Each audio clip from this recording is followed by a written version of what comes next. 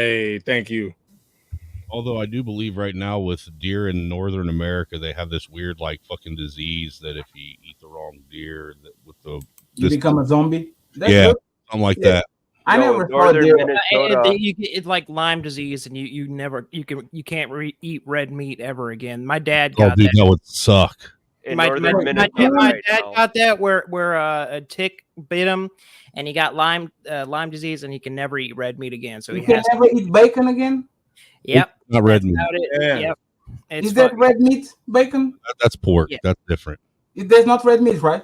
No, red meat is like your beef, your Your beef, beef. your deer. I could live with that. Can I eat hamburger? No, Nope. that's red meat. Oh Lord! You have to have a turkey Northern burger. Minnesota right now, we have an issue with You're gonna have to deer go to where Bill's Yeah, he attacked eats turkey the wolf burgers and shit population like so that much now. where they're just fucking a ridiculous amount of deer everywhere, and people are fucking hitting deer left and right. Deers are pretty dumb, right? Do what? Very Deers much so. are pretty Very dumb. much so. They're dumb as fuck. Super Well, dumb.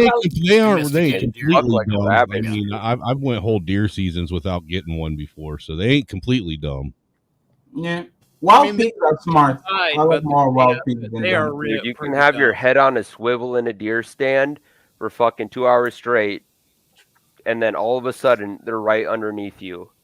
They're Well, yeah, fucking they are dumb sneaking enough to real- do that, and they're not. but Okay, they aren't completely dumb. No, They can be. Yeah. They're stealthy The but moose that dumb. we got.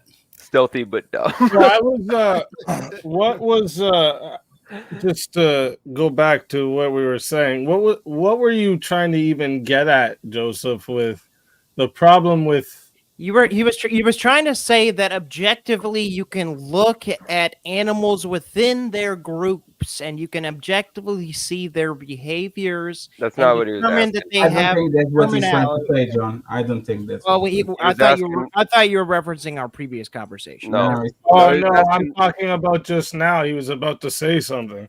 Oh, okay. Well, I Yeah, was about so- to steal man your position, Joseph. Here in Minnesota. Oh well, thank you. I appreciate that. No, here in Minnesota, we had a wolf hunt, and we kind of culled the herd of wolves in northern Minnesota. Oh no, And not we put a kibosh on it a Smoke while ago, but basically Smoke a what pack a happened, day. Fuck yeah. even How much personally more myself, I aggressive are wouldn't. wolves and coyotes. no. There was something different before we got Smoke into pack a the. day. Yeah, before the animal thing, he's probably Yeah. talking about the. I guess it's original just an part. There was observation. something about red pill, and you had a problem. Oh, yeah, that conversation. I don't know how you put red. Oh, pill in you want to your pull it back? He wants to pull it way back. That's what he We said. started selling wolf tags with your sportsman's package up here. You actually get a wolf tag now. Where you from, it's Fatty? recommended that we You're like the Really? riff-raff of that fucking you do retard high, dude. North Idaho. Idaho. It's interesting. You automatically get a wolf tag with a I'm deer from tag. Portugal, Yeah. Europe. Sure. People like to shoot wolves. A What lot does of them, wolf taste like? Is it good meat? If you buy the a lot of them tan the combo. hides themselves. Is wolf good meat? Is it No. like eating a dog? No, it's pretty much just for no. Bald eagle If you tastes need better. to eat it, you gotta eat it. The issue What is about it's like dog? when parents What about- does it taste like dog? they're on board for culling it, so Does wolf taste how it like dog? goes. It's dog. Just Yeah, it's dog. Why can you It guys tastes like eat shit. wolf, It's but fucking gross. we can eat you can eat dog? Why is that? I mean, What? you can. I'm not saying you can't eat it. You can. The It's only just reason why you wouldn't necessarily want to. I mean, That's my the only dream. reason I'm why going to eat Americans dog. think it's I'm weird is going to because eat dogs are pork. But they've- domesticated. I would think it's a pretty tough meat. That's what she said. No I mean, diddy. Asians like it. it's, it's, No a little, bread. it's a little I drier I got than that horse. dog in It's me. not quite- I yeah, got that it's like horse. dog in me. That Then- moose that we got 2 years ago, dude, the steaks and the meat were purple. I've never had moose, but I've had bison or elk before. Elk's pretty decent meat. You gotta Oh, yeah. try a bison Elk will do burger. the same thing. They'll eat so many huckleberries, right, that their fucking meat, their meat will literally turn purple from Right. 50 gallons of huckleberries in their stomach. Isn't moose kind of fatty meat though? It's fucking awesome. So it's amazing. 50 dude. gallons? They No, have, it's real lean. It's even Is it? probably more lean. Yeah, dude. Like their stomach is full, literally full of huckleberries. 50 gallons, though? You're being That's hyperbolic, that's right? a lot, dude. Well, how about Have you how ever about seen how 22 and big a half moose can get, man, or an gallons? elk? Have you ever seen an Yeah. elk head mounted on a wall, dude? It's They're like like the as size of, tall as a F-350. dude. Just an elk head alone is like the size of a Dodge Omni hanging on your wall. Doesn't that shit rot? Like when you put there, you Yeah. have like to do some Yeah, treatment. you know, on like it. how some hunters they mount the head as a trophy on the wall. An elk head's like the size of a small hatchback.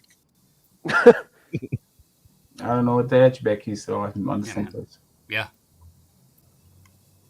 I know what the hunchback Like a is. Takes Dodge up so Neon. much room in your trailer home. Subaru Justy. Man. I'm telling you, dude. I don't know if the 2x2s would be able to support an elk Your whole head. fucking living room, dude. Your whole Right. bed fucking bed table. Yeah. Daddy knows what we're talking. You know what's funny? I have no idea. I never went hunting, never went fishing. I know. Black He I people grew up never in the saw lap a of deer. I He never probably grew up in the lap of gun. Black He never had to people worry don't about camp, I know tigers that. trying to chase him down I as know a it. kid. Never saw a raccoon. My mama didn't give me milk when I was a baby. Like I never experienced none of those shit. Anything at all. I'm just listening. I'm just trying to learn. Yeah, that's some white people shit, right? There's not some white people shit. It's more. I would say it's more of an American thing. What are you Let's go. saying? Hanging out in the woods is white people? That's white people shit, dude. That's more of an American thing. If I went to my country, like more to the interior, I probably would. I would have like people that do the same things with the kind of animals that we have here. But I never saw nothing bigger than a pig or a goat. Like we don't have kangaroos, Yo, raccoons, Fatty, dinosaurs. if you can pull Whatever. 3 deer in a season every single year, you save so much money on meat. It's ridiculous, especially nowadays. Yeah, Yeah. freezer, Yeah. right? You know what I call that here in Portugal? Uber Eats.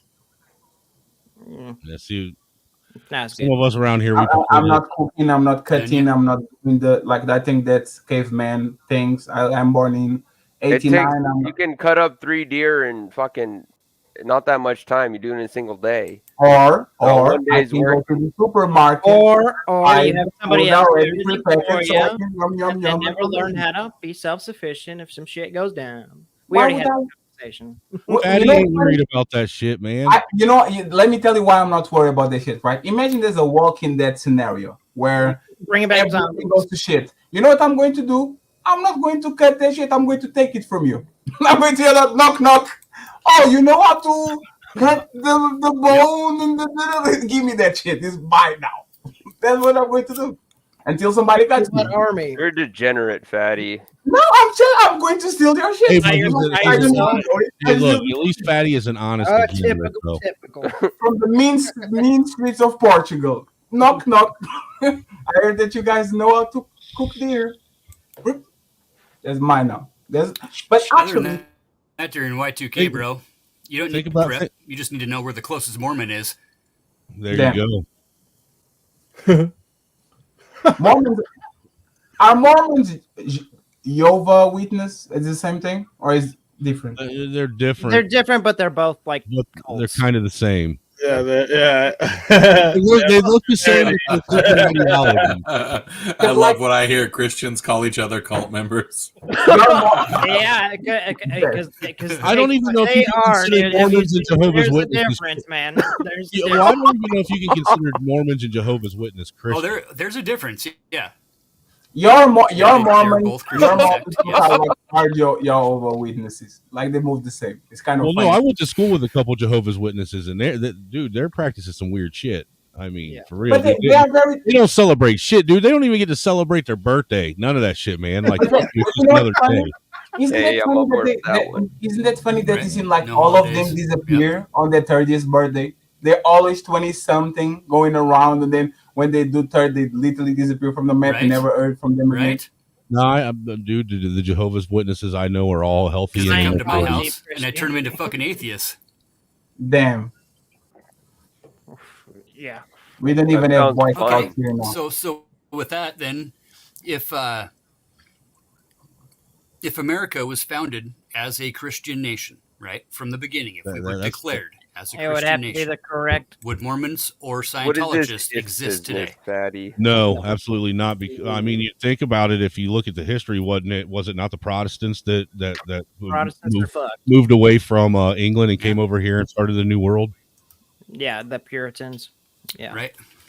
Those pieces of shit. And who were they? They were, You know, they were- they were actually refugees. No, Yeah. What would you say? Yep. they were Lot of the Portuguese refugees. in They there too, a lot they of ran from Portuguese their was land there. because they were like they were trying to get to a better Yep. place so they could Said, leave. fuck Portugal. We're out of here. Yeah. Could have They sent more didn't like boats. the church or whatever, you know.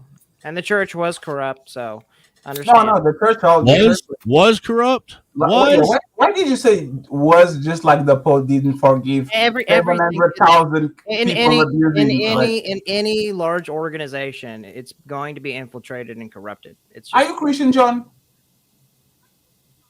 yeah, I'm a Christian. Yeah, Are you okay with the leader of your gang saying that he's okay with LGBT? I am I'm not. not Catholic. I'm not Catholic. Oh, he's not the Catholic Pope and- one. I don't know. Is the Christian? Catholic and Christian are two different things, sir. You're not the So the Pope Pope one. is only leader of the Christian, right? Who is the No, leader of the the Pope the is a Pope is the Jesuit, Catholic. demonic fucking. He's a subverter. For the Not- Catholics, he's a He's a demonic head of the Catholic Church. Yeah, Where is he's- the Vatican for Catholic people? The Vatican's like evil, See dude. what- Demonic head No, of no, I'm just saying the like. biggest Christian diminution of people in the They're not planet. Christians; they're Catholics. So, but let's do this, To- right? to The Catholics, leader of the gang yes. of the Christians is the Pope, and they have the Vatican. Right. Where is your like headquarters, and who is the person that leads the Catholic thing? The Pope leads the Well, Catholics. see, they would but- believe in the I- king and Oh, not it the is Pope. both. Wait, what? Well, see, in the Protestant religion, that- we got Benny Hinn, we got Protestants are just like subjective, whatever, all over the place. I subscribe What's to the- more of an Orthodox, Hmm. Eastern Orthodox theology, and we don't have a Pope. Alright, Andrew It's, Jr..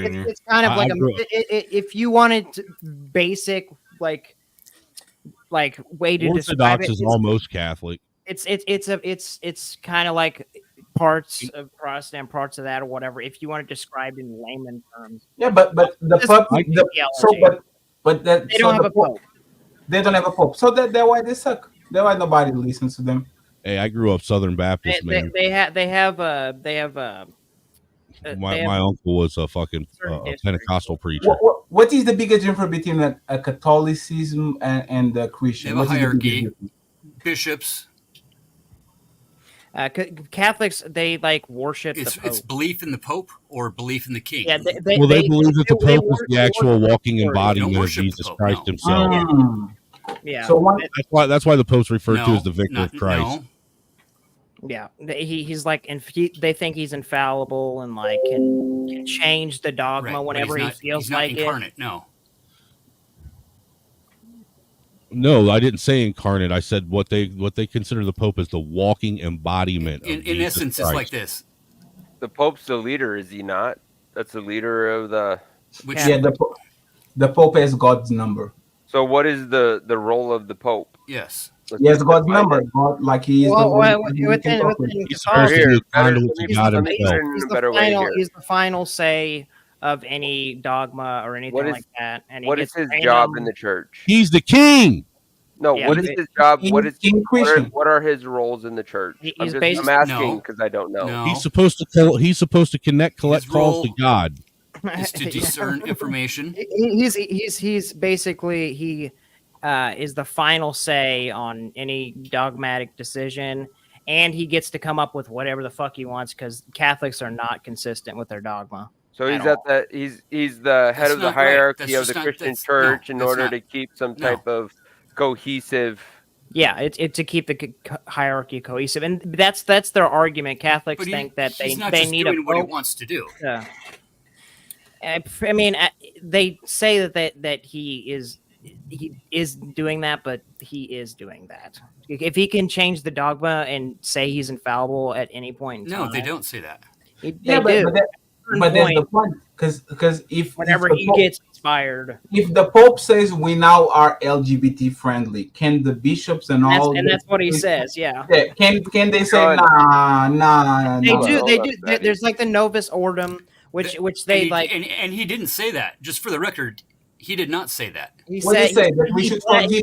He blessed homosexual marriage. That we should be more inclusive. He was Yeah, I talking heard about you did Which that as means he well. wants the Oh, money they're from the bringing church. DEI to the Catholic the Church. Catholic Church. Ecumenism of The Catholic just Church letting- has not. and same thing with has Muslims. not said that gay he said- marriage is okay. That he's was my blessed- question, he's is he's like, blessed gay marriages. Yeah.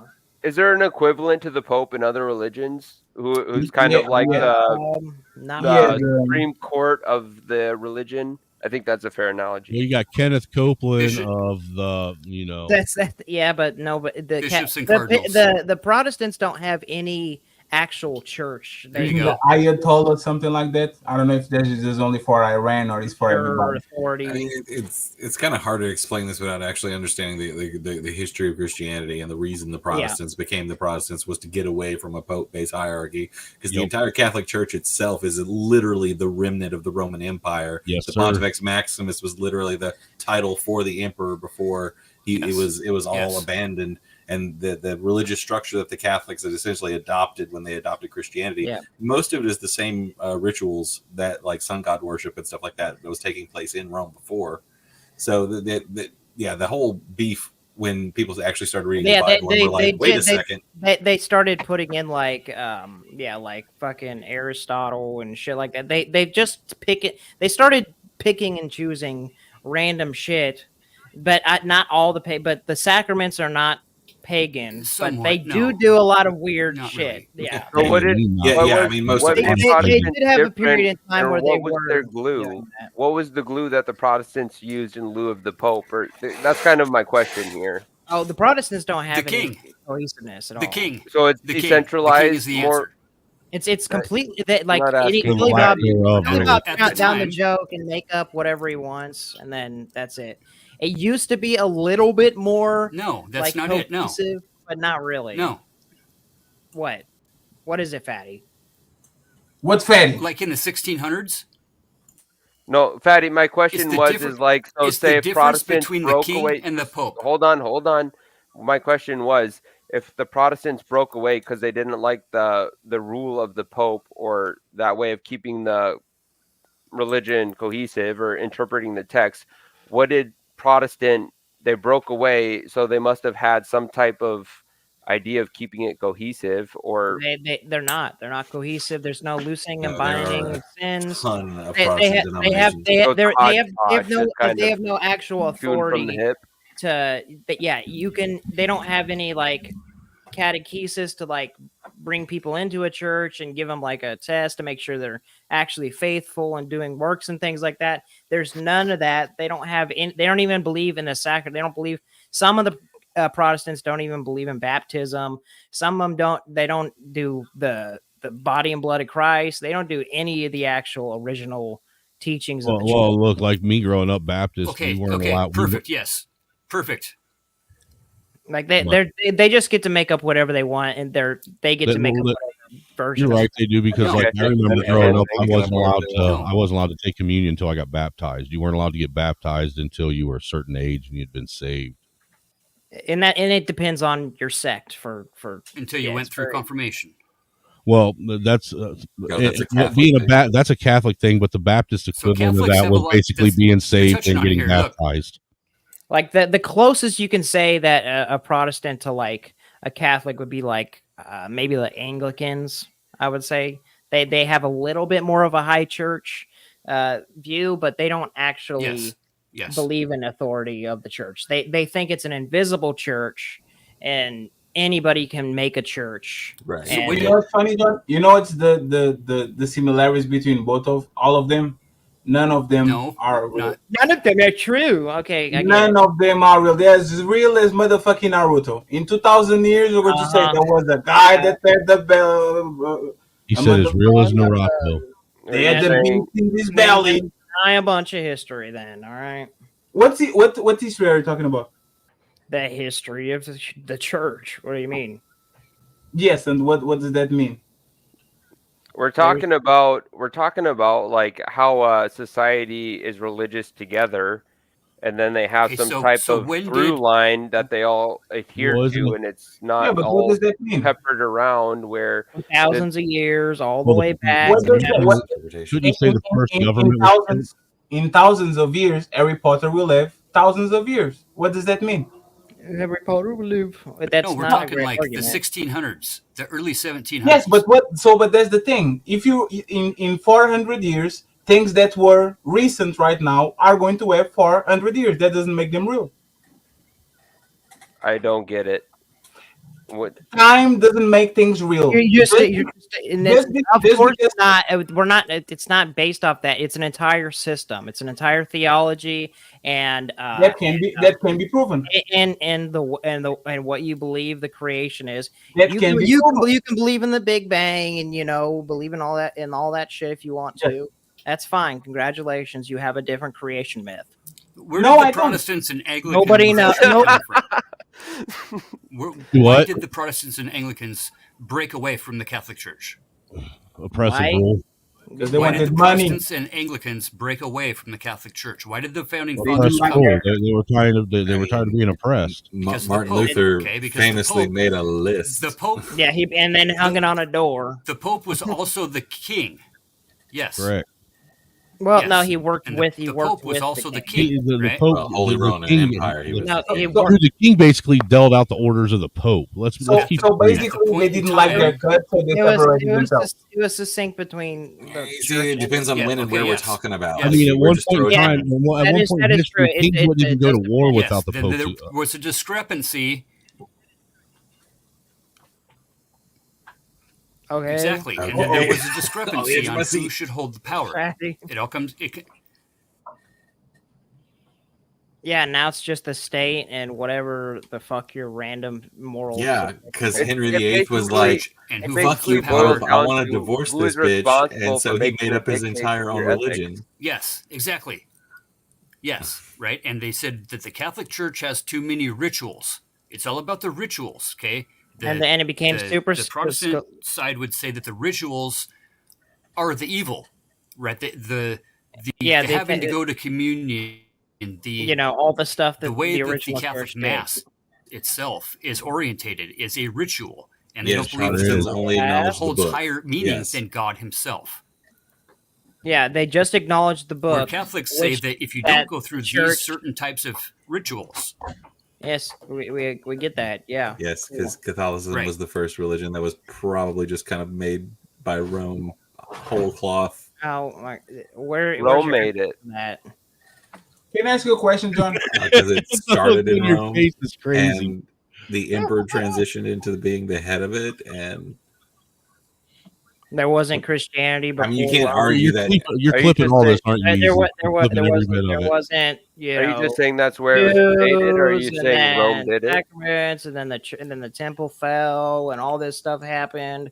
It's just nope. Rome easy made it up. highlight No, his comment. no, Animated. I think you're talking about a animated bunch just of- made up that Rome made it up. He just made that shit up in his you're head. talking just about a now. bunch He's of like, yeah, Jewish that's stuff, right. right? It's a common thing some people say, and it's just to Highlight deny Shazzy's Christianity comment. or whatever. But it's like denying all of the Judaism and things that came before it. No, it's not at all. It's the fact that Rome sacked the temple and then had the book of the law and all of their sacraments for years, and Rome was really good at fucking with other people's religions.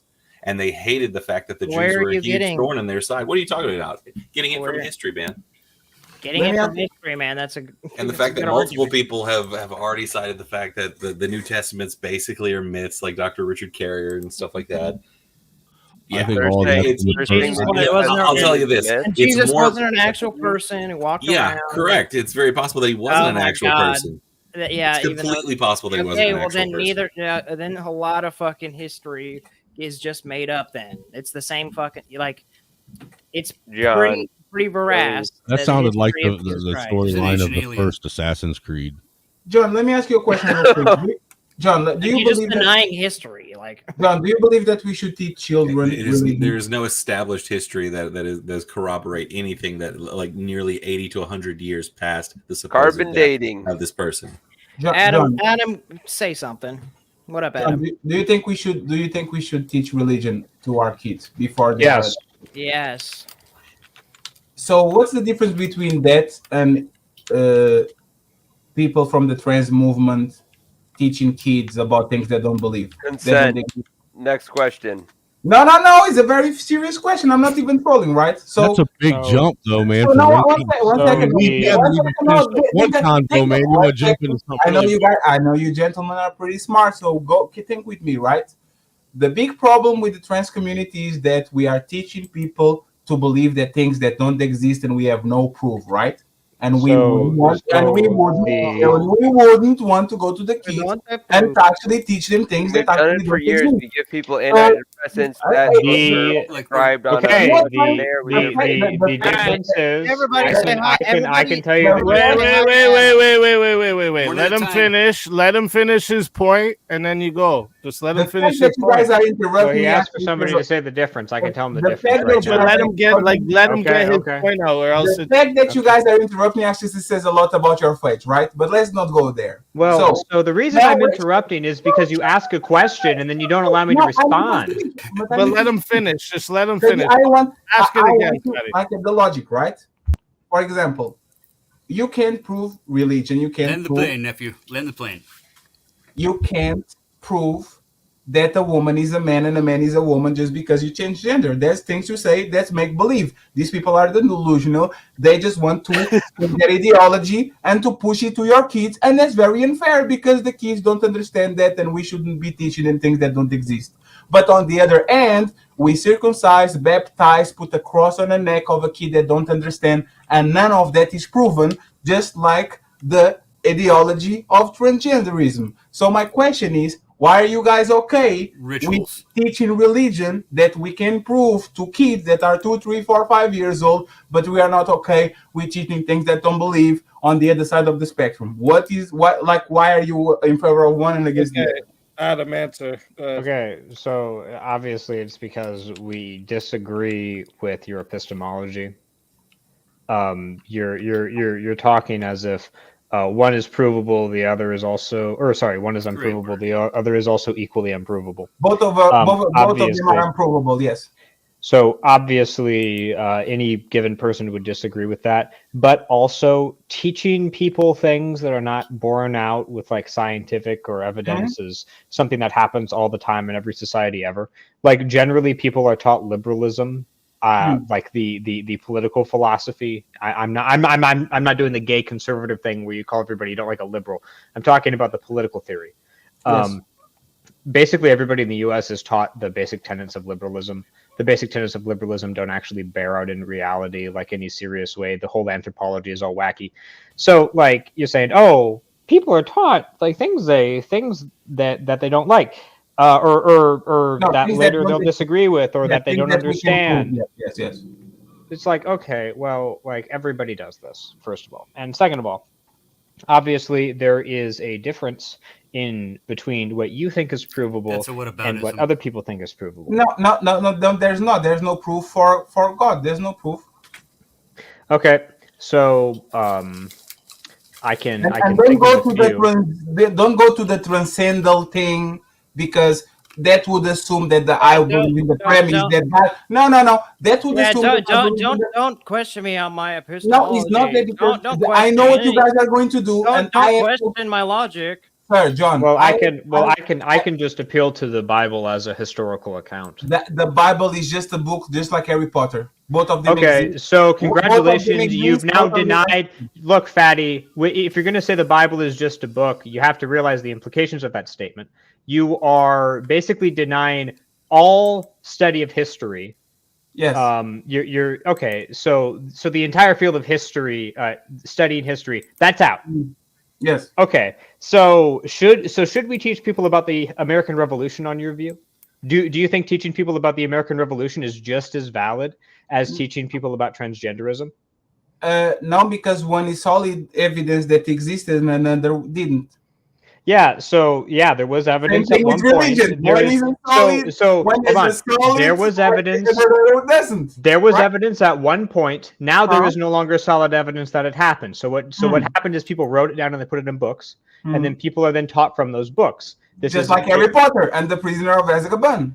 Yeah, so Fatty, you're denying history, and I don't mean that as and when I say you're denying history, I don't mean that as you are denying specific historical facts. I'm saying you're denying the entire field and study of history. Other books that were written before and before and before. Let me see if I can help you understand what he's saying here. So what he's saying here is like, because you're saying it's just a book, right? Then he asked you about like, do you believe in the American Revolution? What is your physical evidence for that other than in books? Okay. So this is the thing. If you are going to actually be honest about it, I am actually being honest about it. Just to be clear, I'm actually being honest about it. We have complete evidence right now, this moment, that something happened. So us can have this type of machinery and things around us, the factories and all that. Tell me a proof that one time a guy transformed water. Where did you get? John! That's me, John. No, but that's what you did. That's what you did. You can prove me like, why did that dude transform water into wine and nobody can do it? Like, there's no continuity. You're literally denying like how history is. Yeah, the guy that separated the seas, right? Like, are you denying like archaeology and all these things? Yeah, okay. Where do you personally get your evidence for the American Revolution?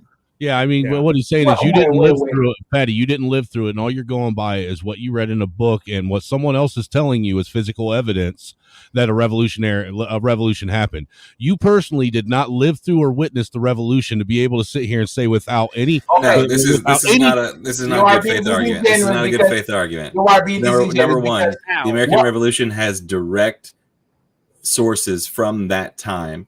There is not even a claimed source for Jesus that is not 40 to 70 years older than his supposed death. And just one thing. So hold on, Effigy. You don't understand how good that is for the Christian position, actually. No, he's not. No, he's not. So generally, okay.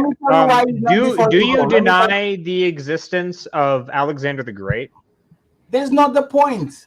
The point no. The point is what was on this book. This is actually very closely related. What was on that point? On that book? As far as characters go, Alexander the Great left a more of an actual tangible mark on the world, right? And other than any account of Alexander the Great's actual conquest were written much further away from his actions than Jesus. So if you're talking about the ancient world, writing about somebody like only 40 to 50 years after his death is incredibly good. Actually, that's incredibly reliable compared to other ancient historical figures who we have documented. But that's irrelevant. That's irrelevant because what is happening on those books can be reproduced today.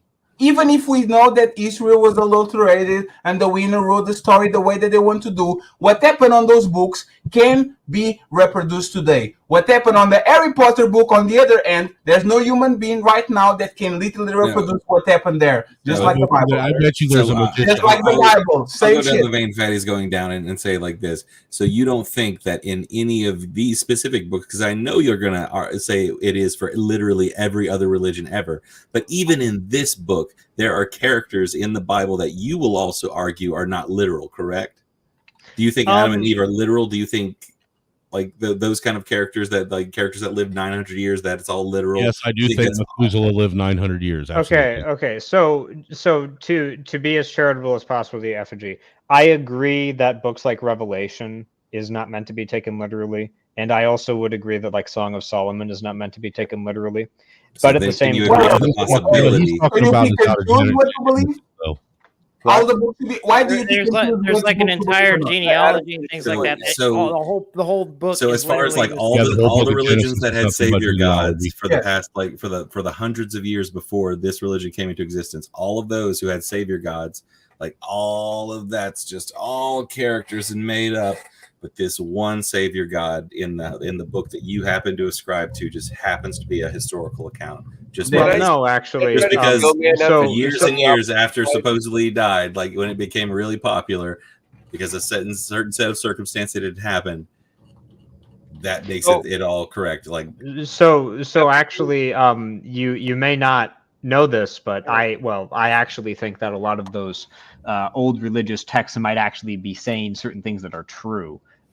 Even about like Hindu scriptures, like the sutras. I don't see a reason to think that they aren't talking about shit that actually did happen in ancient history. Even the supernatural shit.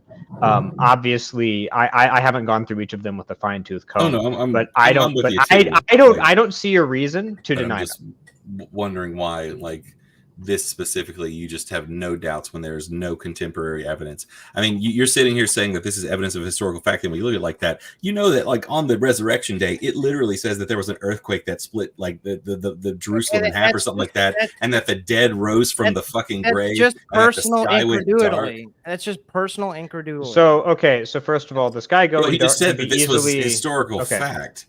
So dead people rising from the grave you would think that, and there were historians at the time that live at this literal time. The people in places, you're talking about the miracles and things like that. We're just talking about the genealogy and the historical people. No, I'm going farther than I don't know about you, weirdo. I'm going farther than that. I mean, I do believe that stuff, but like for him, for the argument's sake, like you can see the genealogy and things like that. You have tablets with so okay, a few things. The genealogy of what were we talking about? And did you guys notice why you guys didn't answer my question? Why you should teach something to the kids? Just let Adam talk. Right. Okay, so John, to answer a few of these things you're saying, animated after. Go ahead, Adam. Sun going black, that can easily be explained by an eclipse if you want a purely natural explanation for that one, but that's not the fun one. Yeah, well, that's the boring one. That's the easy one. Yeah, that's the easy one. The fact of the matter is, in historical documents, obviously we don't expect every single thing that happens, even significant events, incredibly significant events, to be recorded.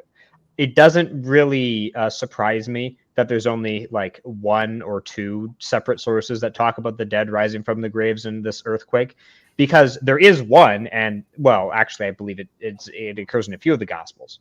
So there's a few that do actually say that this happened.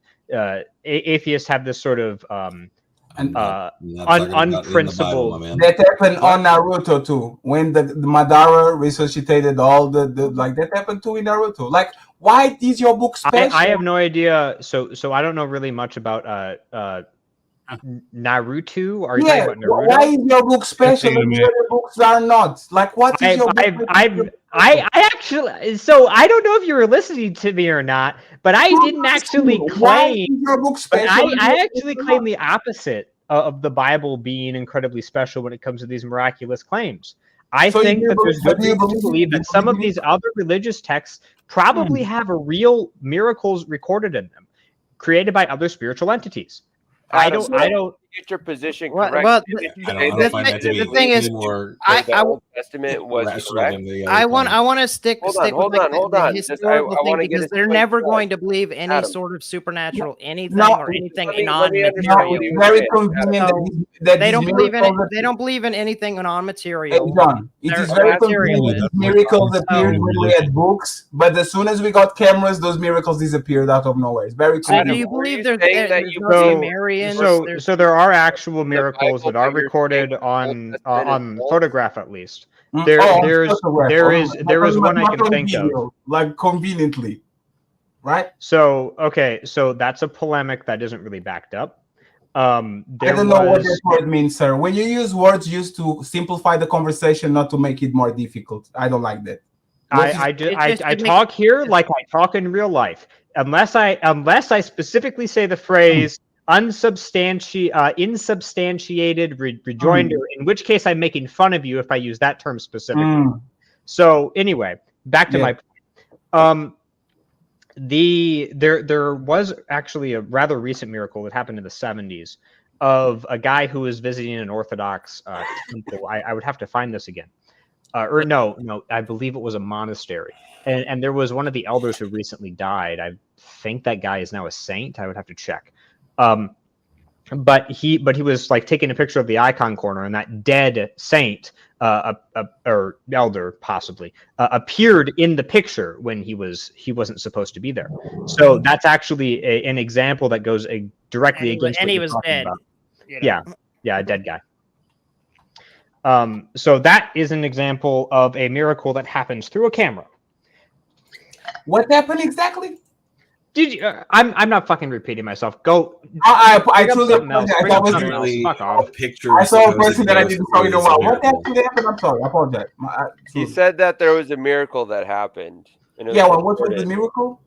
So the miracle was simple version. Somebody takes a picture. Somebody who was not originally meant to be in the picture shows up in the picture. Very clearly and obviously. So what's more likely that a supernatural event occurred, or that someone is lying to you? So it's actually impossible for me to calculate that probability. When you're talking about probability like that, you have to have a way of like telling me like percentages of each. Yeah. You don't have that. So what's the default answer to unsubstantiated claims? So the claim is substantiated because we know that the picture was taken and we know about when the picture was taken. We went from parting the season, resurrecting people, to taking the picture. Yeah, so obviously there are different kinds of miracles of different levels. For evidence than I do. There's a miracle. A picture and a person shows up that they should meet. There's a miracle. Okay. Yeah. Okay. So like turning water into wine is obviously less bigging in your face than raising the dead. Those are you would admit that they're both miraculous. There's just different levels. I mean, you can admit though that you've given an extra hurdle, right? Yo. In the back, someone named Reese. Can you just throw up a peace sign so I know this ain't a loop? Reese from Philly. Okay. Yeah. I just wanted to make sure what's the loop video. What's up, Reese? How you doing, brother? But do you see what I'm saying? Like Adam, like having a conversation in good faith, right? No, only bad faith. I'm evil. No, that's I'm evil too. I got you. But it's like the thing is, and this is what actually like it pissed me off. We have one people that are the most intelligent, very logical for everything and anything. Yeah, I'm incredibly smart. And as soon as you put religion on, they're brilliant. No, don't roll your eyes, John, like a modern woman. Why are you doing that, John? You're at the bell curve there. Because you're just being facetious. I'm not being facetious. You are. You're comparing a 2,000-year-long religion with Harry Potter. Harry Potter, yeah. So, but their story is the same. It's like Superman is the same story. No, now it's the same story. They are the chosen one. Because there is real life. Because there's real life people who are in this religion. Oh, now we're talking Superman. Back 2,000 years. All right. Whoa. Everybody, just chill out for a second. Fatty, you've got to see that there's a difference between the Bible and Harry Potter. I don't like you have to see. I don't like your accent. I don't know where your accent is from. Are you from the United Kingdom? I am from the United Kingdom, but why does that matter?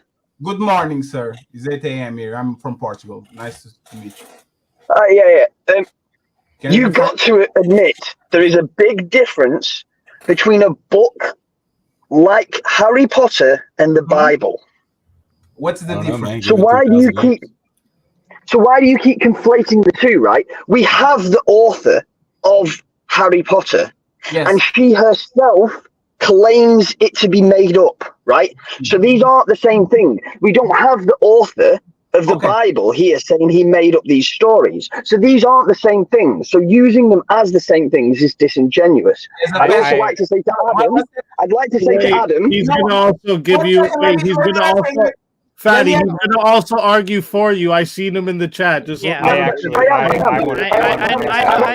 know the game. Hey, let him finish. Just let him finish. And then respond. Just let him finish. I know what he's going to say. Go ahead. Right. So the first thing I need to say to Adam is, before, when he asked you to use simpler words, mate, you have a very good grasp on the English language. He is Portuguese. Better than you. But you can try and add on me if you would like, but no, that was a joke. Okay, right? That was funny. Yeah, but you interrupted me. I say me better to make than you, joke. and your English, the joke, or whatever. Right? Yeah, but you interrupted me to make a joke, which was an ad hom. No, it wasn't an ad hom. You don't know what a fucking ad Yes, hom it is. is. It's attacking my ability. Away for a minute. Okay. You can So an ad hom is a form of argument. An Let him insult is finish, not an ad Adam. hom. Shut up. Okay. Save that heat verbal combat. Just let each other talk. Okay. Yep, let him go. You have a good enough grasp on the English language to be able to use simpler words when you are talking to somebody whose second language is English. For you to just refuse to do that and get angry is disrespectful on all regards. If he started talking Portuguese to you, right, or Spanish or whatever language he would like to you, and you didn't understand it, and he was like, well, fuck you, that's not an argument, bro. Don't do that, right? Okay, I'm not gonna dumb down my language for people. No, it's not about them in the language, right? Well, no. What is the purpose of words? What is the purpose of you speaking, right? What is the purpose of you speaking? Why do you speak? So the purpose of words is communication, and if I'm limiting my lexicon, I'm not communicating as well as I could. No, because you're trying to communicate to another person, aren't you? And if the words you are choosing do not communicate the meaning that you are trying, you are failing. You yourself is failing. Okay? If you choose to engage in a way that you cannot engage, by all means. Friends, you guys don't have to do I that. love meta conversations. No, I know, guys. 1 second. Nobody has to dumb themselves down to explain something. I'm on your space, is not the other way around. But in my opinion, and I know a little bit about this space because I've been observing for a few months, when you use this fallacy, an analogy, a term that is that makes you sound smart, okay. Usually words are to simplify the conversation. A fallacy, so we identify whatever happened wrong on there. And I noticed that a lot of people use fancy words not to simplify the question, the phrases, but to look smart and to make sure that the other person doesn't have the right to respond. If you talk about things that I don't understand, I'm going to say, my bad. Very specific because you're talking about something specific. Yes, that but requires a specific word to describe it. Yes, but just then if you have a problem, you can go, hey, I don't know that word. And that's what I did. I asked, can you explain to me what is it? Yeah, he literally did that. He said that he does not use that word, and you refuse to explain it, right? Anybody If you do not understand that. Did anybody make fun of No, him? but you didn't. No, but you refused to explain. Are wildly different. You can't use those in the same term to make them seem to be the same thing. Okay, as like some type of deceptive way to debate or being smart, because they're wildly different. Analogy is just a way of trying to transfer logic. So I'm being accused of shit here. So I have two things you are, sir. Defend yourself. I have two things to say. First of all, I talk on here like I talk in real life. I don't dumb myself down. I don't like to do that. I think that's stupid. Second of all, if I said a word that you didn't understand and I didn't clarify after you asked, I'm sorry. I missed that you asked for that, and I'll try to do that in the future. If you did, I genuinely didn't hear it. No, it's fine because I'm prepared myself to go up the scale, right? On Betty, the I don't understand half the shit. And like, there's some people up there that use like difficult language that I don't understand. So I'm training with you guys so I can get up there one day. So thank you very much, Adam, for being a guinea pig. I appreciate you more than I appreciate the other fatty. Thank you very much. No, I like the That's not saying very much, though. You know. And by the way, just let me say one thing about your personal point, right? And thank you for having my back. I appreciate you, sir. But that's the thing, right? So you are like there's a fallacy in what you said. You said because the writer of Harry Potter says it was a fictitious art, right? But if Speakeasy tomorrow comes with the book saying the Superman and Naruto, and I ask, hey, Speakeasy, is your book real life or it is fiction? Then he says it's real life, brother. There's what everything I wrote on this book is real. That doesn't make the book real. That's literally like just because the author said that it was real or fake doesn't actually make that because and then I give you a stone tablet 2,000 years ago that shows the same exact story. I'm going to pass you the microphone back again. O.J. Simpson wrote a book saying if he does, what if I did that? And he did is a fiction. I never did that. I'm just saying, what if I did it? And I was going to do it. Everybody knows that shit was actually facts. You just said OJ reference. He doesn't want to go to jail. So the fact that you say is a fiction, Let's go to O.J. Simpson. that doesn't mean that actually it is. Okay, you got the floor. Go ahead. So if I come to you with a book and go, "Hey, this is an actually real book," you say, "No, this is like a fiction or whatever." No, I said prove it. And then I go, "Hey, here's a stone tablet from 2,000 years ago that we found that shows the same story in the locations that the book said it was in, and it was found in those locations." Is that good enough evidence to show you that there is some legitimacy to the book? No, because there's thousands of allegories. So you're denying archaeology too. No, sir, there's thousands of allegories that were passed since the day of the caves until the day we have today. But it's a specific tablet, specifically with a specific character, and was in a specific location described within the book. In that same location, there is a tablet with the scripture on it, with the same book. Sir, Betty, there are like thousands of the same way you have any sort of evidence, evidence at all that I could give you archaeologically, historically, like at all to make any sort of historical veracity. Whoa! Oh shit! What's happening? It's time to sweat.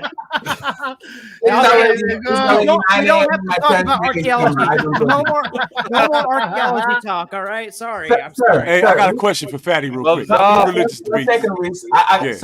Sir. Human beings, hundreds of thousands of years ago, had imagination and tools just like you. You write that shit on your mother. Are you denying the Sumerian people existed? Are you denying that? That's a very important because I. Yeah, Fatty. Hold on, Fatty. I need to know this. Do you shave your arms, Fatty?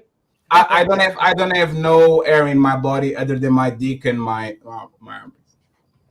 Okay, so you do not shave your arms because there's no hair on them anyway. Yeah, it doesn't grow.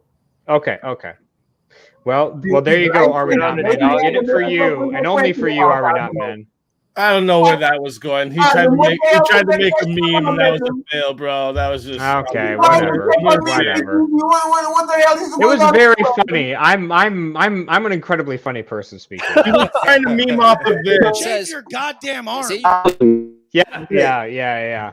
I understand it.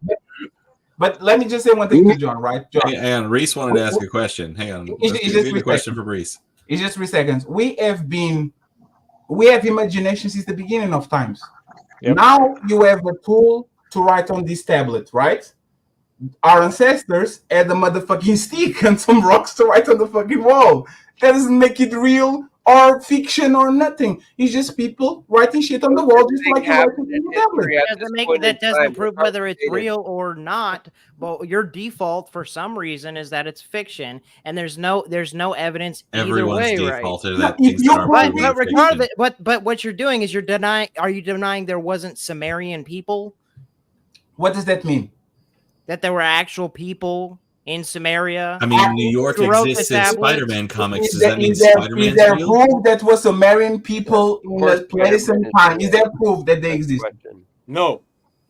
If there's proof, I believe it. If it's not proof, I don't. You see? Have you ever met a bad bitch that was half Sumerian?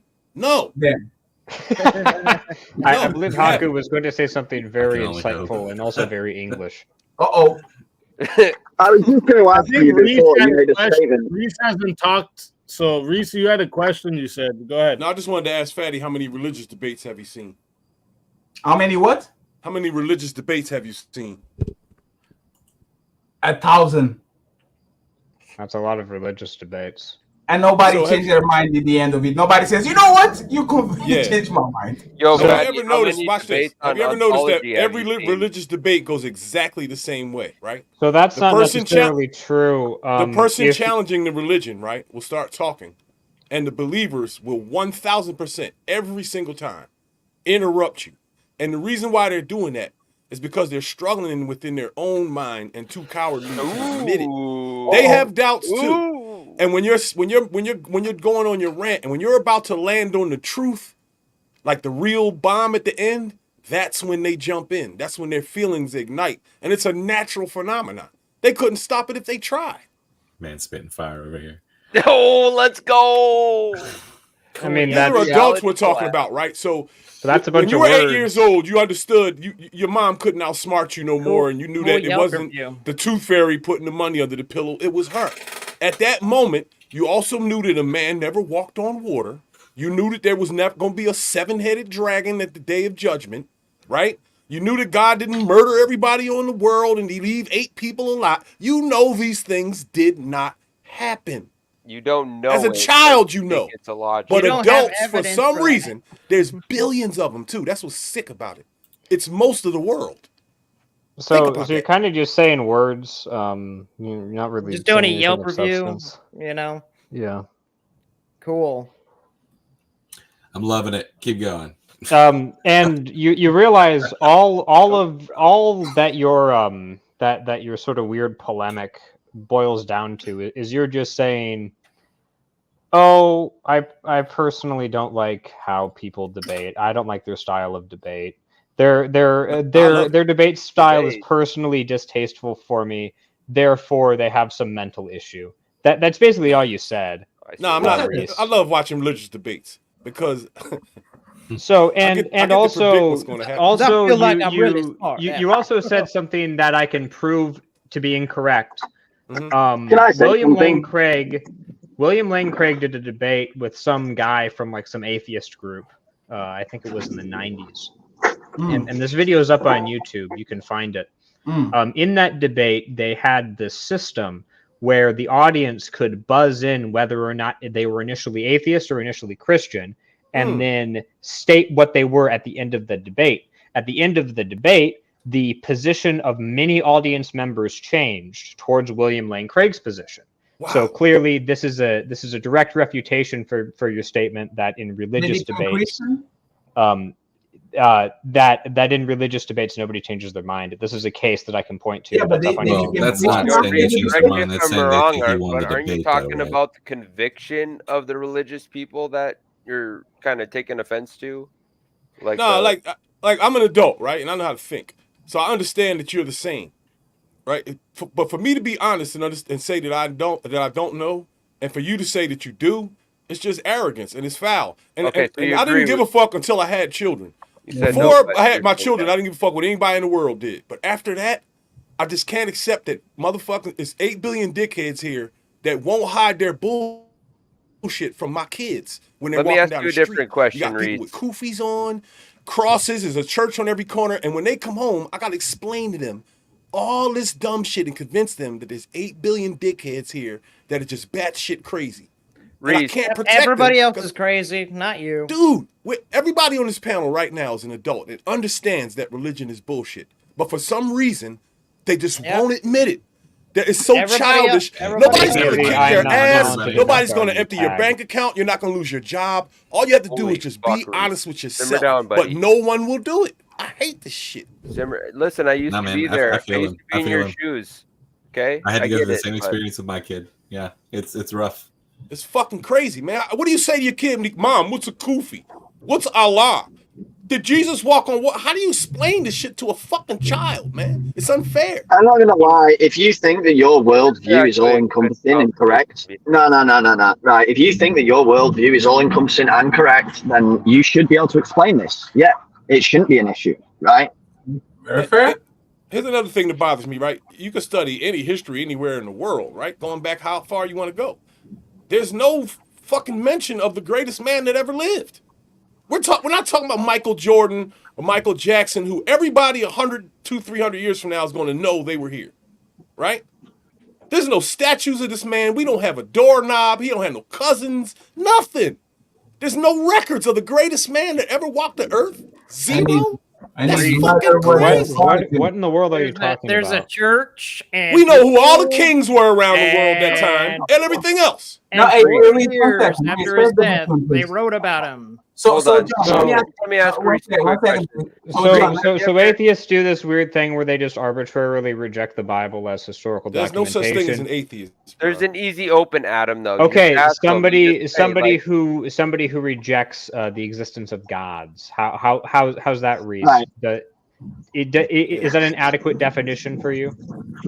I think what we're gonna bring back the word normal, right, and get rid of words like atheist and homophobia and anti-Semitism. Yeah, those are umbrella words that don't mean anything. All they do is mask bullshit. Oh dear. I'm normal. And the dickheads have the problem. We're the ones being arrogant. Back up. We're the ones being arrogant. Whoa. What the fuck did you just say? Yeah. Right. Normal people. Wait, how do you get your definition of normal? I'm just... Wait. Why did you list atheism, homophobia, and anti-Semitism as examples of being normal? What the fuck? No, I said they are umbrella words, right?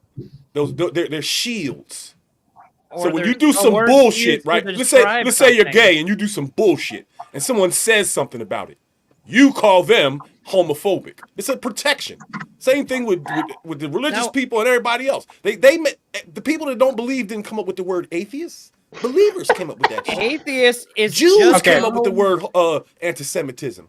Gays came up with the word homophobia. Okay, I'm normal. I'm not none of that shit. I'm normal. All right, I think we've oh, wait, if we have a name for people who believe in God or a deity, right? We have to have a word for someone who doesn't, right? Okay. So because if we don't, then we can't communicate. Like the whole point of words is so that we can communicate what we're talking about. So when someone's saying you're an atheist, they're saying, just like what Adam said, is that you're someone who denies there being a deity. Oh, and correct. So okay, I have two things to say. I have two things to say on this, and so first of all, the etymology of the word atheist, it's literally the prefix a and then theist, which means belief in a god. Yeah, I get it. You don't understand words. Belief in a god. No, stop, because I know what you're trying to do. I'm an agnostic. If you present me proof that God exists, I will accept God as my savior. No, not you, Fatty. Not you, Fatty. They were talking about you do not understand the point I'm making. You simply don't understand the point I'm making here. The specific. This is a specific limited point. That the term atheist. Yeah, these are really old words. That the term atheist developed naturally, I believe, from Latin, because it's simply a compound word of a prefix. A prefix means without. Yeah, it means without and then theist. So it's a natural generation of the language. It wasn't specifically made by theists to pigeonhole people. Now, the second thing I want to say is, do you think that being homophobic and anti-Semitic is normal?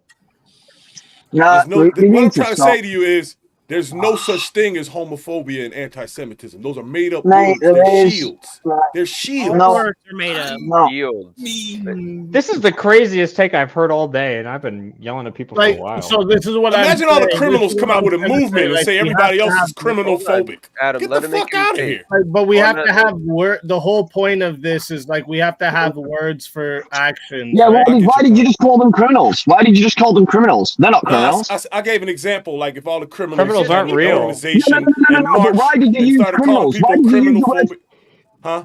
Why did you use the word criminals? They're not criminals. They're just people. They're just normal. Yeah, they're just guys. Why would everyone's talking at the same time? Right, so just let me fucking speak, because I've not spoke for like fucking 40 minutes, because none of you would fucking shut the cunt up.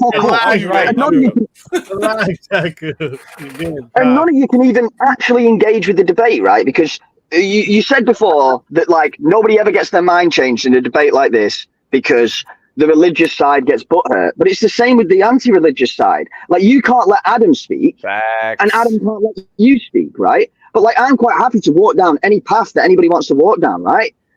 Like I will happily look at it from his perspective and see the view. Like I can understand that you can't correlate the Bible to a fucking fictional book that's been said is fictional and wrote within front of us, knowing it's fictional, right? We cannot do that. But you also cannot correlate fucking the Bible to like studies about the revolution when we have way more evidence, and we all know we have way more evidence revolution happened than we did Jesus, right? Your fucking Sorry, someone just called me. Yeah, you got to cut out there for a second. I hate it when people call Yeah, me somebody and rang me up. about the American Revolution. So, like, yeah, there's more evidence for the American Revolution than there is for the Bible, right? So you have to accept that too. But like, neither of you can accept both sides of it. Like, it's wild. If you don't have an argument on the legitimacy of historical text, you can have that out. But also, Adam, I've changed my beliefs. I'm a man of God now. You know, all it didn't take a debate. It took all the atheists doing actions that made me go, fuck me, I can't stand with these guys. But the thing is, there's a fallacy, right? Because the thing, listen carefully. We don't reject, like we just do what you do with every single thing in your life. You wouldn't believe me if I came to you and I said the sky is green. You would say, Fatty, prove it, right? Every time you guys introduce, the sky is green sometimes. Now, John, you have very lack of impulse control. It's fine. Right? Let him finish his point. I'll engage. Is the fact that you are arrogant enough to think that in everything in life we have to believe things as face value, like we have to actually prove it. But when it comes to you guys, it's face value. It is what it is because they wrote a book. The book was wrote by people. People lie. There's a bunch of scammers. There's a bunch of liars. There's a bunch of people throughout history that literally use things to control population. Either be religion, politics, territories. Now this invisible line is called United States, just to control the people inside of the group. Like, we made up things on demand every single day to control the population. Right, so my question down the reductio path again. Once again, please forget the religion, forget the man-made thing. Let's go with the big thing, right? Like soul, like spirit, like this. Where do you get that from? No, sir. Let's forget the where do you get that from? No. I don't need to ask him a question. I don't grant you a soul. What the hell? Like, let him go. So Fatty, what it seems like you're saying there is that we shouldn't just believe the book because some say that they believe it. But I'd say that there's more reasons that give evidence to the book than just the book itself, right? Societies have been built around this book. We do have some proof through, like they say, stone tablets and other world events that do line up with what has been said in the Bible, right? So we do have more evidence than we do for say. And what are you even talking about? Let's assume 1 second, friends. Let's assume that he's right? Let him finish his point. Hold on there. Let's assume that you are right. Again, the point is like nobody can let people finish, right? So like there is more evidence to believe the Bible is true and carries more weight than there is these fictional books you compared it to before, right? So then when you say that like we shouldn't just go around believing everything that anyone says is true, that's not what they're doing, right? So you need to give them that good faith, right? Adam isn't just here being given a book and saying this book's true, and Adam's gone, okay, my whole life's that now, right? There's more to it than that, and give them that good faith when you're debating. Otherwise, you'll never get anywhere, right? I'm just being facetious, right? Because the I know. $1 second, I got you. Why can't you be genuine? The $1 million question is this: there's 10,000 religions, documented religions on the planet. What makes you right, and the other 10,000? Let's assume that 1,000 are very close to Jesus and they are the same story and all that shit. What makes the other 9,000 religions that don't believe in your God, that have same books, documented shit, caves and all that, what makes you right and them wrong? What actually proves that your God is the right one, but that's such a stupid question? What proves your creation story? You can prove a negative, sir. It's actually a very good question because it's asking why are you an atheist for 10,000 other religions but not this one? Because what I've been earning on this space is the transcendental thing, right? Because there's a lot of options that doesn't show you whether it's true or false. No, so John, on this place, and especially the guy that 1 second, right? John, Jesus Christ, you talk a lot, John. I barely talk, dude. John, I know, John. You know, but that's for us to have a communication. On and on. No, for us to have a communication. Don't let anybody else talk. You notice how you've talked more than anybody else here? You know what, John? I concede and I apologize. I can answer the question directly. But Fatty, you have to understand, I'm not going to be able to go through literally every single one of these 10,000 religions and tell you specific reasons for each one off the top of my head. No, you don't have to. But if you give me a specific one and I know enough about it, I can tell you why. But Adam, you don't have to, because you believe in something out of faith. If you are sure that your God is the right one, you should you should be able to explain me why the other ones are not the right one. Okay, so the reason I can't, Adam, for 2 I seconds, can't do what you're Fatty asking me because you can't vaguely point to 10,000 belief systems and say debunk every single one right now for me. I can't do that. That's impossible. This is not how Christians operate. Christians operate off of faith, which means they put their belief into it. It's not just faith, but it is faith-based. John, you see, you interrupted Joseph, and Joseph is quiet for 30 minutes. See, Fatty, you just interrupted. You are the monster, Joseph. You're not Joseph, John. Fatty, listen, you're trying to conflate faith with belief, like they have some type of factual study that they'll bring out and just smack you in the face with. It is a faith structure. All of religion. So he's made believe, right? I think you're being bad faith in your argument. So bad faith, and you're so open. You're so open to being to believing in God. Adam is willing. Adam is willing. You're so open. Just shut up. Adam's willing. Adam's willing to actually engage with this catchphrase question if we engage it a little bit more accurately. Well, so what Adam I would ask doesn't is, want Adam, to properly. I shouldn't say that. Well, he keeps No, he getting does, right? interrupted every 2 seconds. No, let me just define the question properly for him, and he'll be able to answer it concisely, right? So, say if I said to you, like, why would you follow your religion, whether it's Christian or Catholic? I'm not sure. Sorry. Personally, over, say, Orthodox. I mean, I'm not a particular Orthodox, right? So then, why do you believe in the? Why do you have faith? Why do you have faith in, say, the Orthodox Christian religion over Hinduism, for example? Okay, so Hinduism. Now, Hinduism it actually has a very specific claim that I'm somewhat familiar with. That is just blatantly incoherent, and it sort of defines the entire religion. Now, maybe there's a Hindu that can tell me where I'm wrong on this. But they have this belief in an infinite cycle of reincarnation, where you sort of go through this cycle. You die, you'll come back to life in a different station after being tortured for like some insane period of time. Woo!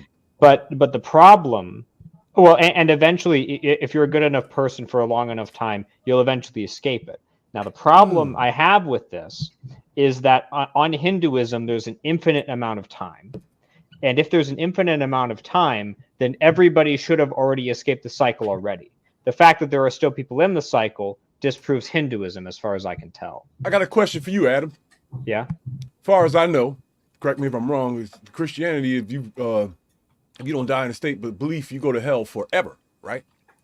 So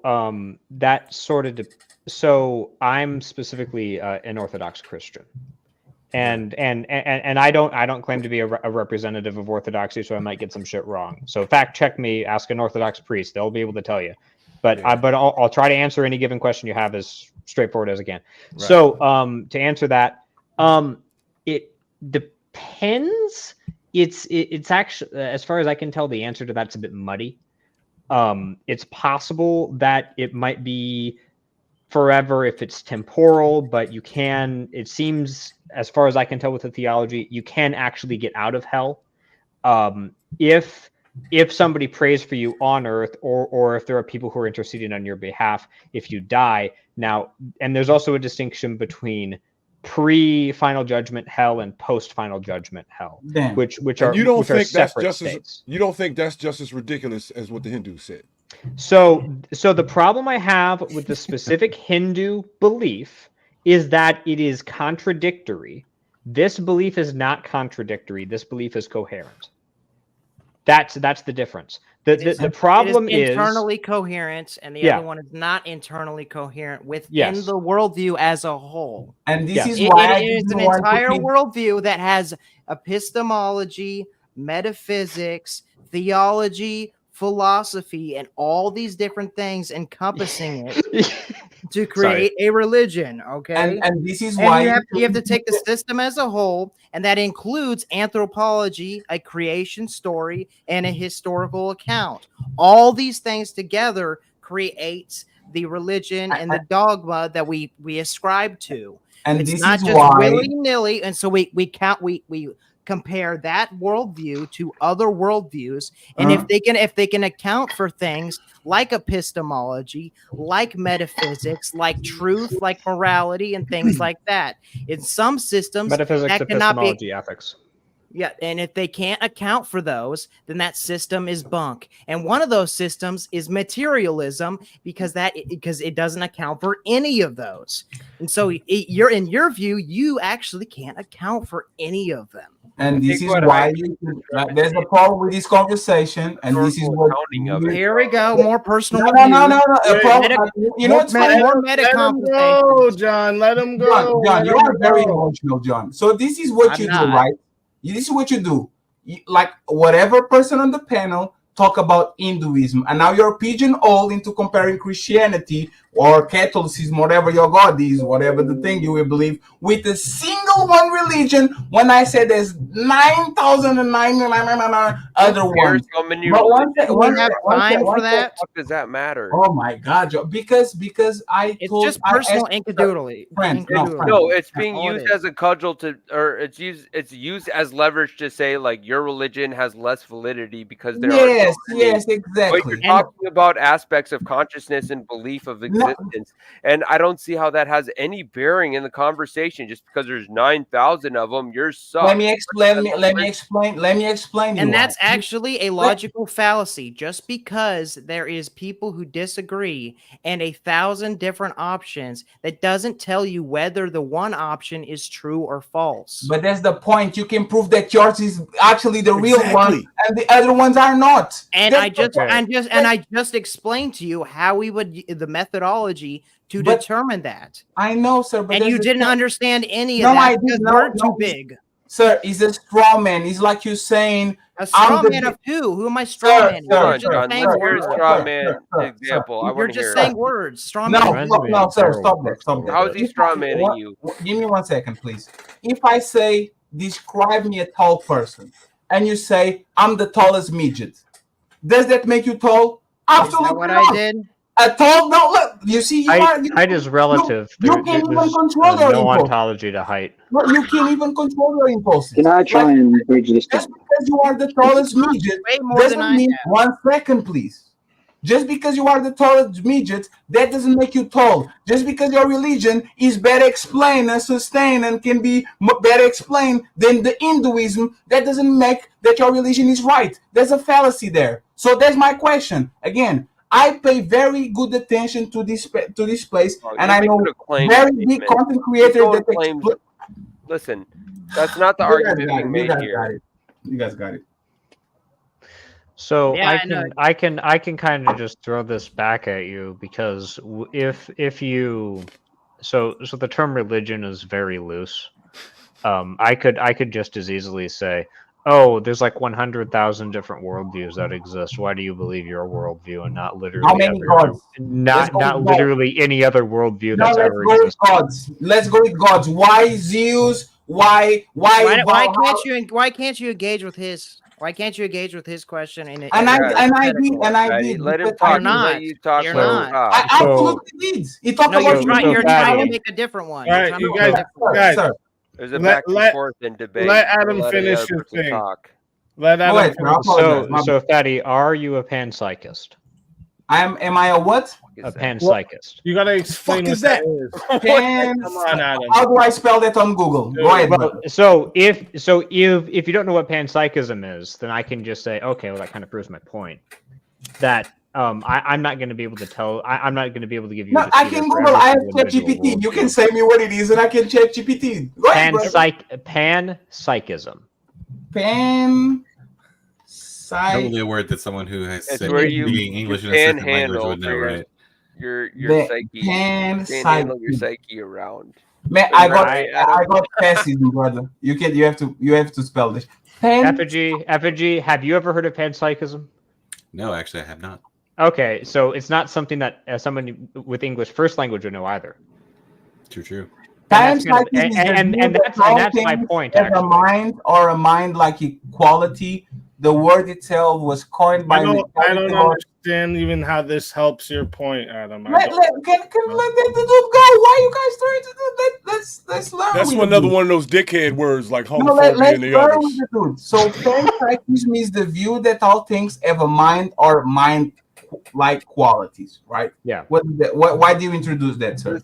Listen, Fatty. If you don't know, you can't afford it, brother. So let it go. So the obvious you don't know what dark matters is, so let's not have a conversation about it because nobody can explain it. What the fuck are you talking about, sir? Isn't that why we learn?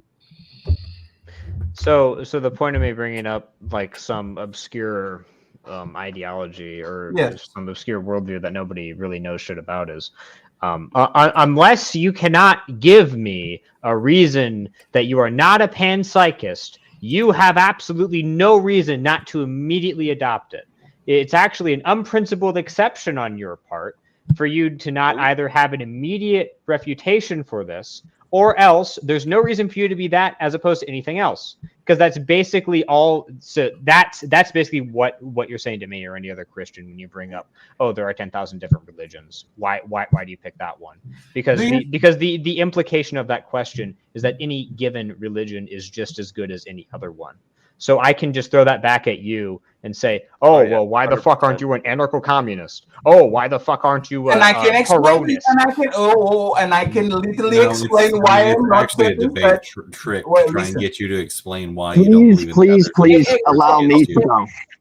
You know what's funny? You ask, give me proof for existence of God, and they flip it and say, prove it how is not the God actually doesn't understand. Well, wait. So if you wanna so you asked about religion there, you didn't ask them about a proof of God. So if you were to get into that conversation, Fatty, and Reese too, I think you said you don't believe in any God there. So I would just want to ask you guys before you would get into that conversation, what would it take you to believe in a God?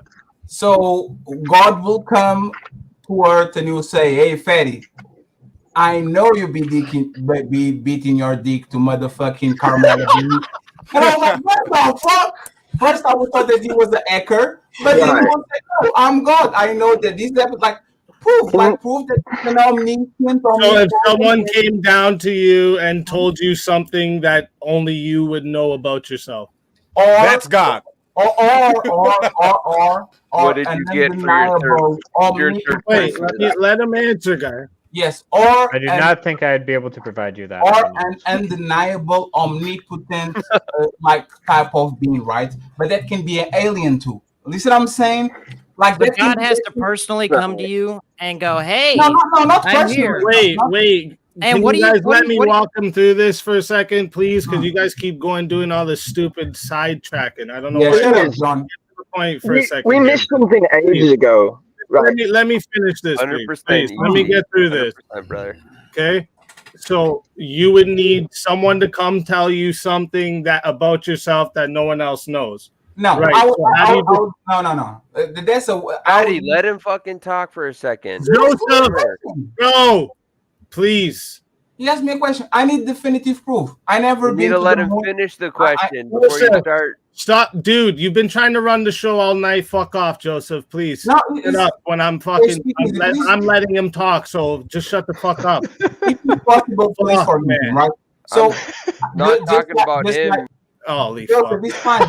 Damn. So speakeasy, right? Just like science, there's a bunch of concepts that I don't understand, but I trust the experts to present me information with actually concrete evidence that something exists, something that religious people or people that believe in God unfortunately can't do it like that, right? So I would say that as long as you bring concrete evidence that God exists, I will change my mind immediately. Well, that's why I'm trying to ask you what would qualify to you as concrete evidence. Example, but that's become shaky because there's theories you are on simulation, we are just a molecule in a giant being, right? For example, if somebody came to Earth and transformed water to wine, split the seas, they did a bunch of miracles, who am I to think that instead of this being God, is just a supreme race of aliens that actually got to Earth and they have all these powers that can manipulate things that are not real, right? So I'm open to it. I'm open to the fact that, again, might be a God, but like everything in life, I think people are their actions, and I believe that, especially like the way that this religion is structured, it's very difficult for me to believe in a God that is as vindictive as the God that these people believe, right? That you can be right all your life and do a saint, and if you don't believe in a certain being and nobody prays for you, you are going to go to hell when there's terrible people actually getting forgiveness and go there. So it's difficult for me to just rationalize that. Yeah, so I get that. So this is why it's almost impossible to even like keep going through this conversation with you, because like you basically are saying there's nothing that you would ever be able to see in life or think about that would even give you a faith in a God, right? It's nothing that you can say to me, but if you can show me, there's a different conversation. This is just like an esoteric conversation. You see what I'm saying? Just to understand that. Right, but if I was to give you ayahuasca, right? I could show you floating through space, flying and talking to crazy beings, and would that I'm okay with changing my mind? That Would that be like if you took ayahuasca? Would you say now there's a God because I saw all that? And that's the thing. Your experience molds you, right? I'm not the same person I was 5 years ago, and I actually believe in a lot of things that I didn't believe before. I'm open to the fact, and this is like for example, I don't mess with shrooms and things like that. Some experience altered the reality of a lot of people that was just like me. They were like, right, but like so the point I'm trying to get at here is like it's hard to ask for proof when there's no proof you will accept. Absolutely, I'm a tough customer, and there is no physical proof. So, like this is how I usually debate people, right? I don't need you to agree with me. I don't need you to agree. Thank you very much, mate. Thank you. I don't need you to agree with me. I don't need you to agree with me. I just need Adam to explain how he got to this conclusion. If he can give me a detailed track from point A to Z, even if he disagrees with me, I'll say, okay, I understand how you got to that conclusion. But with religion or with God, people skip from point A to Z, meaning that they have an afterthought. I believe in God, and it's very difficult for them to go back and to explain how they went from point A to point Z without actually messing up the logic around it. I can give you a basic rundown of how I came to the conclusion personally, but obviously it's not going to be convincing to you, but I can tell you. Go ahead. So I was like, I wouldn't say I was ever fully an atheist because I grew up in a religious household, but at one point I was basically an atheist. Like I still generally view the world in a materialistic fashion because, well, I can't really prove when something spiritual is going on, but that's a different topic. My full worldview is quite complicated and involves a bunch of big words that animated effigy doesn't know, so you probably also don't know them. Yeah. So the main thing that convinced me was debates that William Lane Craig did. Because my view, I'm here obviously, so I enjoy debates, and so his basic historical account for Jesus was probably like the biggest thing that convinced me, because I sort of realized that what people do is they sort of arbitrarily discount the Bible as a historical source without really a principled reason to do so. Obviously, like I brought up Song of Solomon and the Book of Revelation, those are obviously not historical documents in the same sense as like Matthew, Mark, Luke, and John, which are, especially I believe Matthew, which was written by like an autist.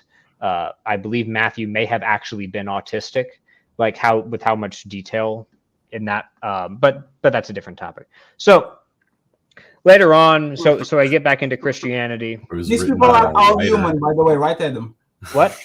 These people that you're talking about are all human beings willing to say the truth. Right? Yes. Right? Yes. Okay. Let's make sure. Yeah.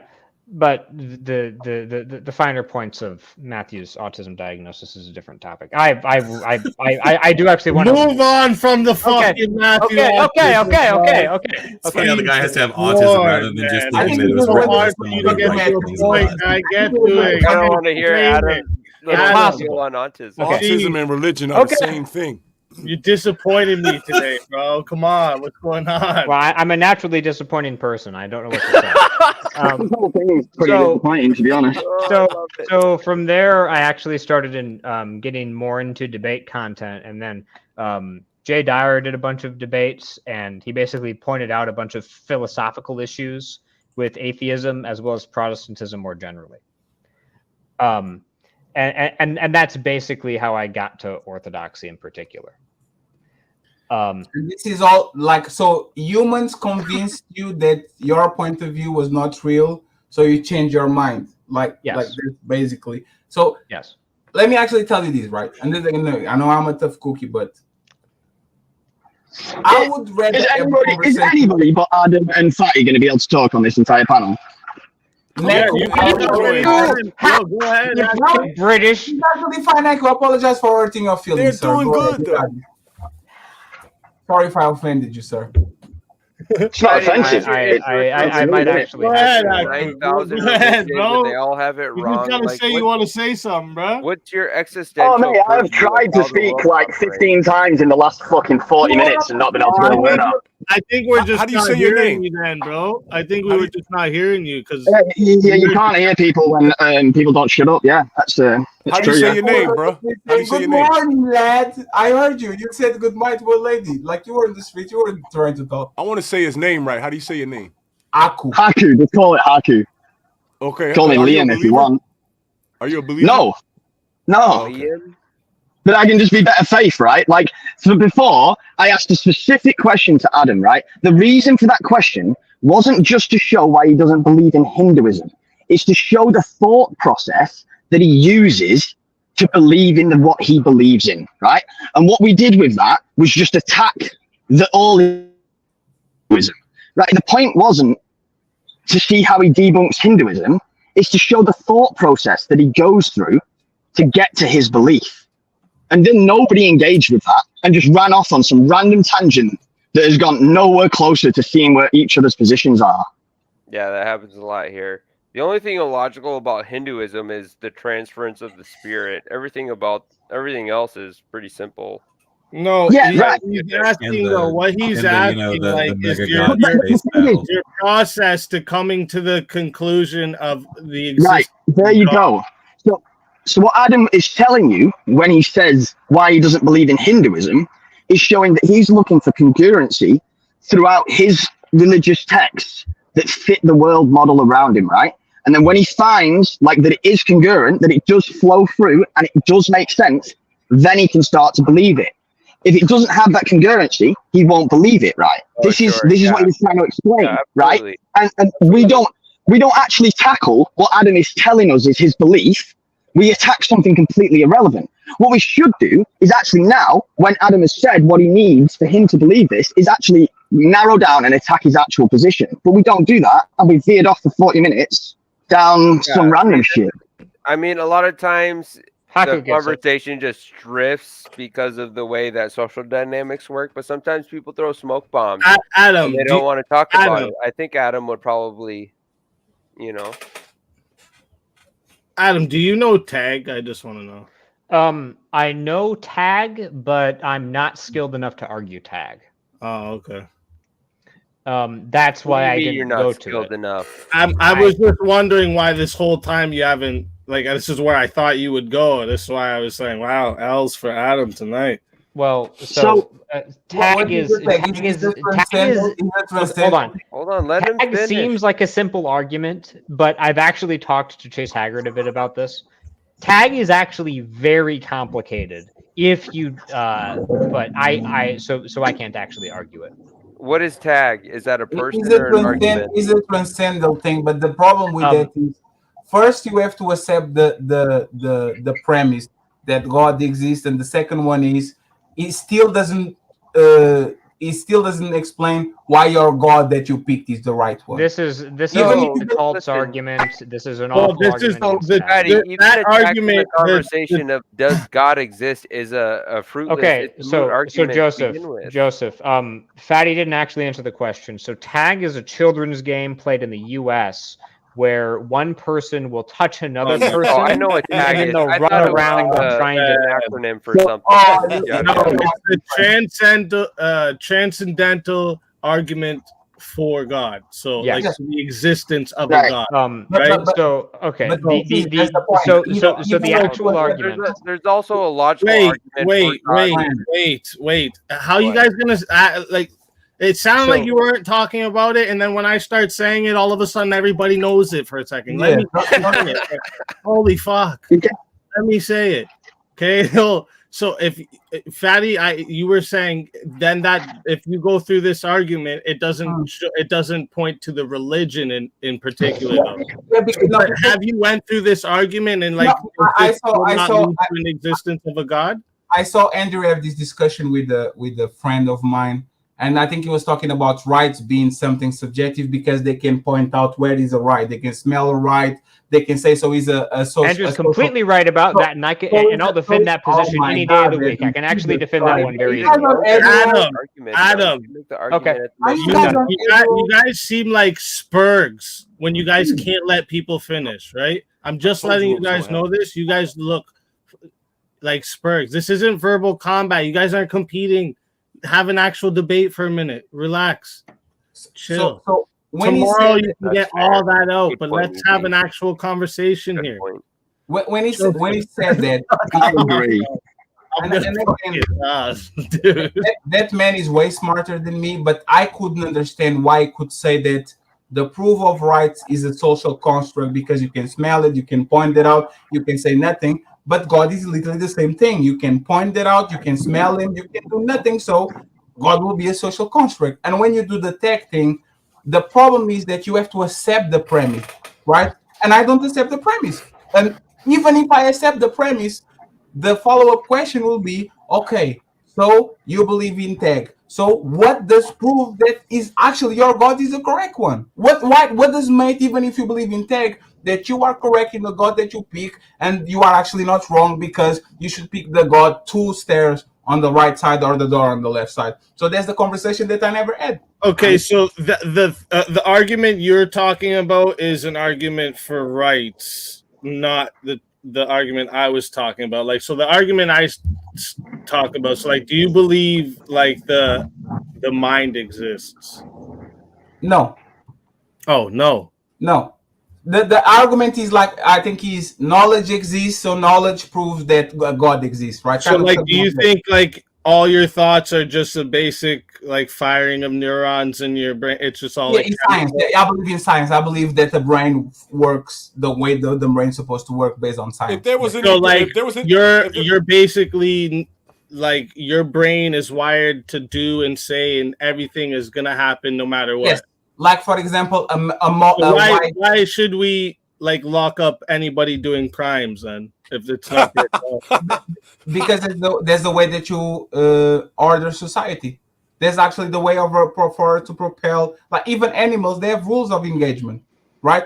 So we as animals, no, animals don't have rules. They actually have.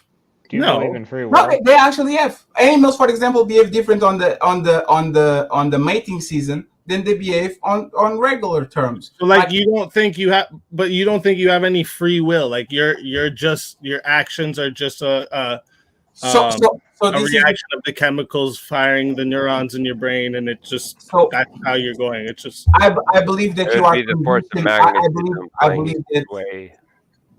I believe that your DNA a lot of times says who you are. A lot of people are literally limited by who they are genetically. Some people could be brilliant because, for example, they were born autistic and now they know how to do numbers and numbers and numbers and numbers and remember everything. And some people are just born dumb. No matter how many times they try to learn something, they will never get there. So I believe. Okay, I'm going to try and narrow you down on this position, buddy, right? I want a yes or no answer if possible. Do you believe in free will? Mr. Officer, please. What the hell? I would like you to answer this question with a yes or no if possible. Do you believe in free will? Do you believe in free will? Yes, because I don't believe in God. No, but how do you have free will if your decisions are only made by the chemical reactions due to your synapses in your body that are fired because of outside stimuli, like your environment, right? So now you are not a product of free will. You're a product of your environment and environment only, right? Because if I throw a rock at you, it's your stimuli of the outside environment that makes you react to me throwing the rock at you. So it wasn't free will or choice. I have free will, but I still abide to the laws of physics. If I say I'm going to fly and I jump from the 9th floor, which I'm now, I'm going to splatter on the ground. So I have free will, but I still limited by my DNA and by who I am as a person. I don't have superpowers just because I think about it. But what made you? No. But then what made you think that you could fly and jump off that roof? Wouldn't it have been outside stimuli reacting to the chemical synapses firing in your brain, right? So then it's not free will, is it? It was the environment and the stimulus. Wait, what? No, like, you're saying that your decisions are made by chemical reactions in your brain. You do not consciously control these chemical reactions in your brain. You do not go, higher brain, please release more serotonin. Higher brain, please release more dopamine, right? So these chemicals are naturally released and triggered by outside and inside stimuli of your body. So then you have no free will in your world because you are just I actually do, right? We only control 5 to 10% of our brain. I don't control 90% of my subconscious brain. I'm sweating right now. I didn't control that, right? Like the temperature of my body, how I combat disease inside of my body. Just because I can control that doesn't mean that I don't have free will. I can literally catch a plane, go to the United States, and shoot you. Maybe I can explain this better. Like, you might believe right now that you're talking to me because you want to talk to me. But the reason you want to talk to me, the reason you have those feelings, were not your decision. The outside stimuli, when you came and clicked on this YouTube channel and saw us talking on this panel, that was what forced you to come up here to talk. That made you want this, right? That wasn't free will, right? That was chemical reactions in your worldview, right? That was chemical reactions in your brain when you saw what was going on. So that was just a reaction to an outside stimuli. You say we have no mind, right? We don't have a mind. No, we have a brain. No, the mind is, we have a brain. Mind is like mind, soul, spirit. In my opinion, is something abstract. It's something that if you ask 10 people, they are going to define it in different ways, right? But when we come to brain, if I ask 10 people, 10 people are going to say the brain is something in your head that makes you do this and this and this and that.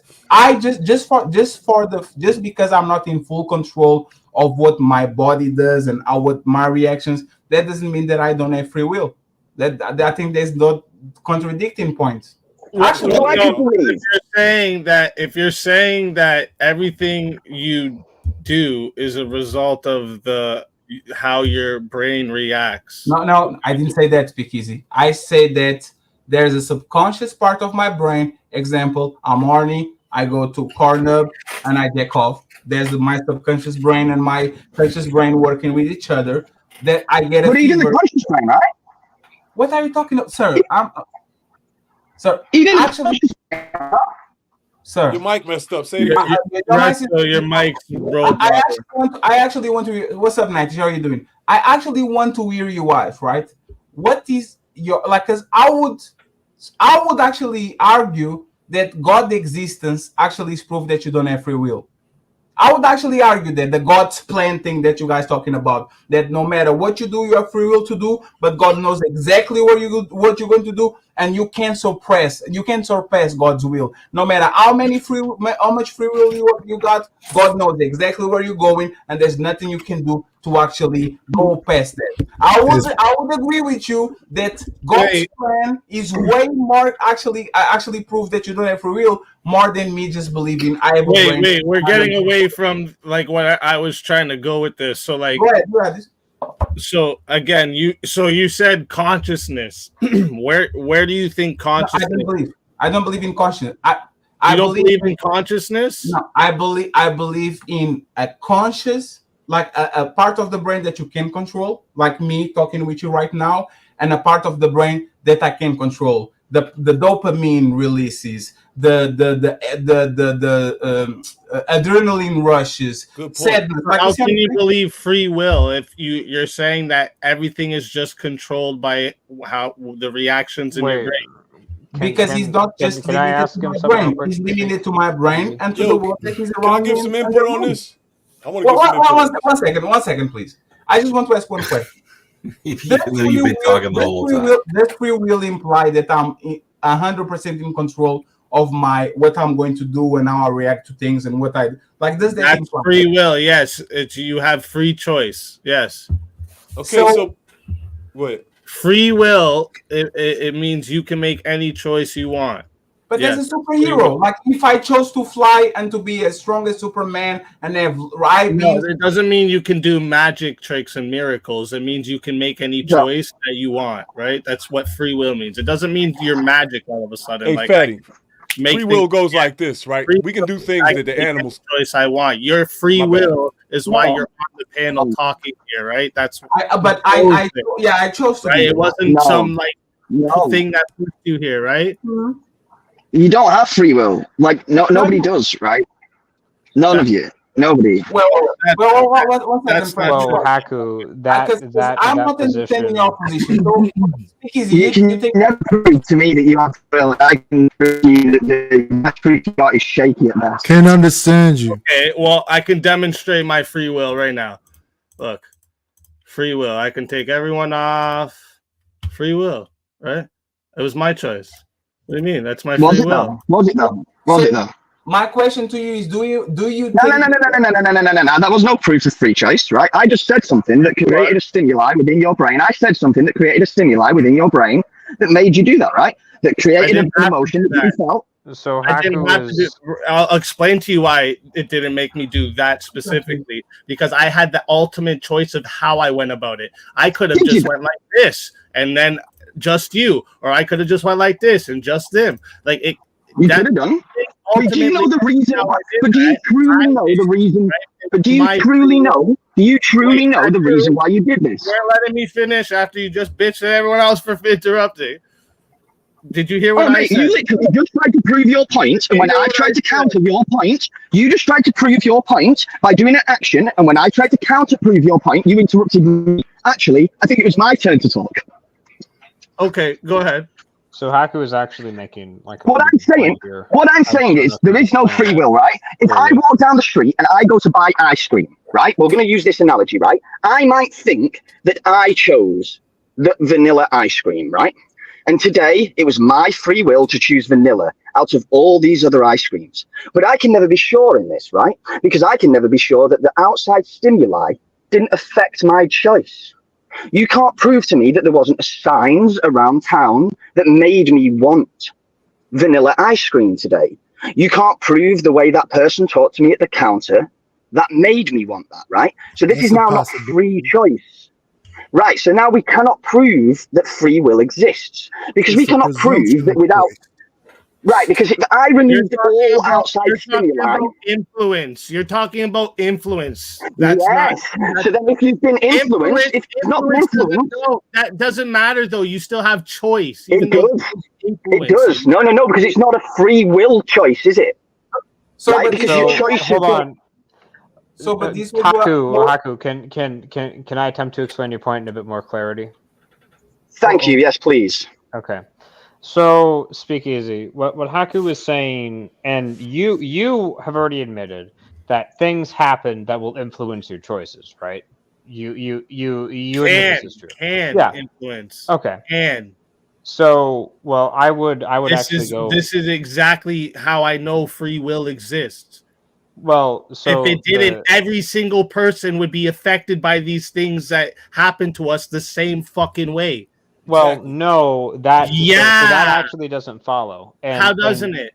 So it doesn't. No, follow that doesn't follow, right? Because every single person, right? How doesn't every single person on Can I go for a minute? Every single person on Earth has different experiences, Exactly, and all the animals do the same total shit. set of experiences, and they also have different biology. So Watch you this, can't Adam. expect. So you can't expect that any So given Adam, experience before to you affect keep some going people the on same this, way. just to make sure, Adam, you don't believe in free will. No, I Okay, actually so do you're just believe. arguing something you don't even care about. Like, so No, I do care about this, and, like and I'll this is tell. why I will. everything I is will. I will failed tell you so why. easily here. No, You were trying to argue about the tag argument, and we got over here now to you defending something you don't even believe. Do we?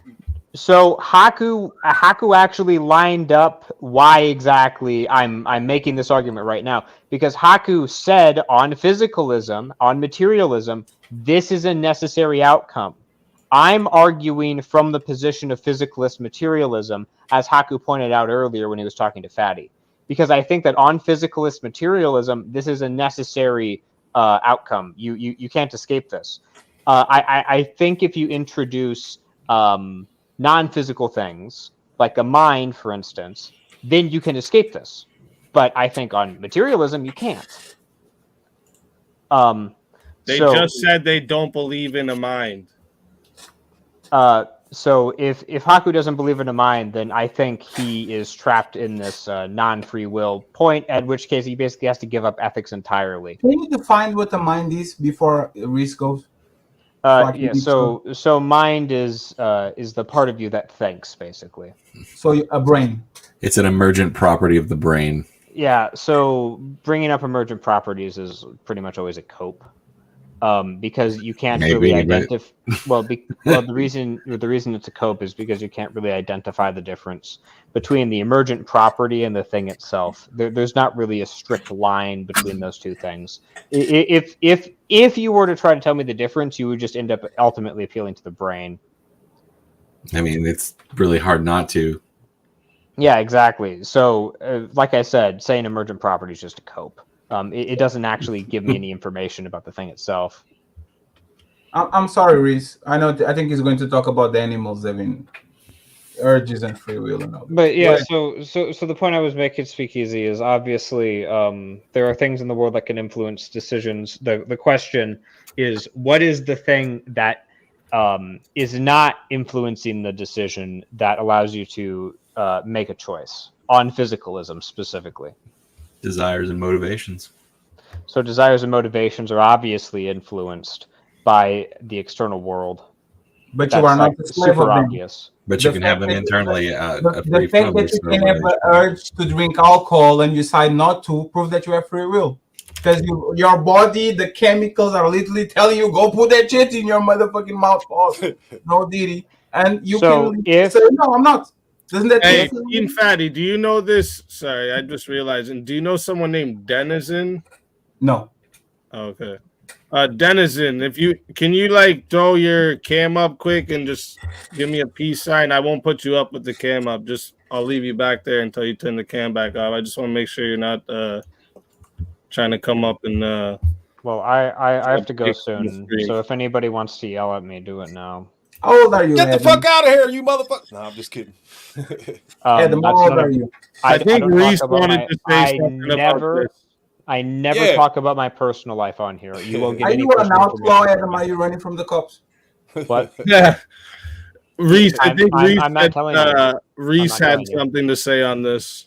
Okay. And yeah, I want to talk about the hasn't animals talked either. and how we compare to them, right? So we're the only beings in our world that have a vertical spine. So we're unique. We're different than everything else. They all have, but they have brains in their heads too, most of them.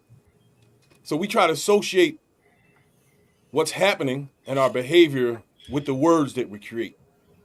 Thought, mind, spirit, and all this stuff, right? But you can't study any of it. You can't put it on a petri dish, look at it with an electron microscope and find out what it is. It's not a physical thing. So all we can do is guess and try to use our language the best we can to wonder what it is. But one thing that is observable is that human beings are born totally stupid. Unlike the other animals, they all know what to do the day they're born. Us, we have to be taught and shown. Our behaviors come from inputs. We're just like computers. And that's what causes our outputs. Yeah, so Reese actually just made my argument in a much more elegant way. So it's I think we agree on that. I don't think so because they can throw a baby in water and the baby will swim. If it's completely dumb, then how would the baby be able to swim? But it won't know how to wipe its ass. Because it's unconscious. The baby will walk around with shit on it for the first 2 years of life. It's the id, right? It's the subconscious brain and the conscious brain. They technically swim though. They turn onto their backs because that's where the air supply is, and they float. Because that's subconscious though. Well, yes. It's subconscious. Trained, actually. Sort of implicitly it's or trained. It's not like it's not like any baby can just get thrown in the water and it happens instantly. They're gonna be okay. And that's why they go for those swimming lessons in case babies fall in pools. Yeah, they drown all the time. It's a better example thing, right? It's not like the babies just know this. A better example will be crying to breathe. Nobody teach them how they can breathe. You just makes them cry. And they naturally learn how to breathe, right? It's your unconscious brain. You have some mechanisms. That's why I can do this and die from suffocation because my brain is going to subconsciously say, motherfucker, you need to breathe. Like, even if I want to do it, I'm not going to do it. But going back to the conscious and subconscious, I agree with Speakeasy.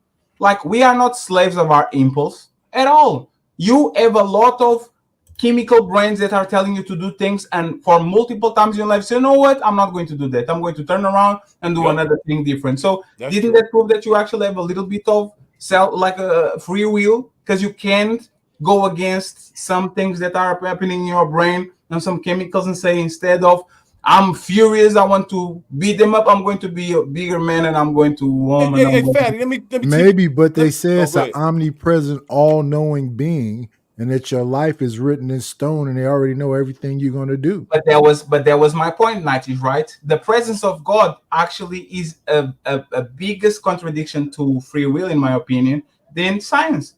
Because if he knows where you're going, there's nothing you can do to out. It's not you know where you're going. That's not you, God. No. So Speakeasy, what is God's plan? God's plan. Nobody knows God's plan. What is God's plan? How would any human be able to know that? I think that's my question, in your opinion, is there in the book claim they know? Is there anything you can do to override God's plan? Are you meaning like what is God's plan for my life, or you mean like what is in the Bible? Yes. Obviously, you can't know what, but it's not. It's not explained as it's a plan that it's like a puppet. No, I got you. But there's the thing, right? So it's all knowing, as in like he knows, right? But there's the thing. There's two concepts, right? Is the God plan and the free will. Is there anything you can do to escape the reach out of God's plan? Like anything that as a human being, I tricked you and I went to a place. Like, is anything you can do as a free willing being that you can override God's plan? I would be God. All right. Abortion. God gave you free will.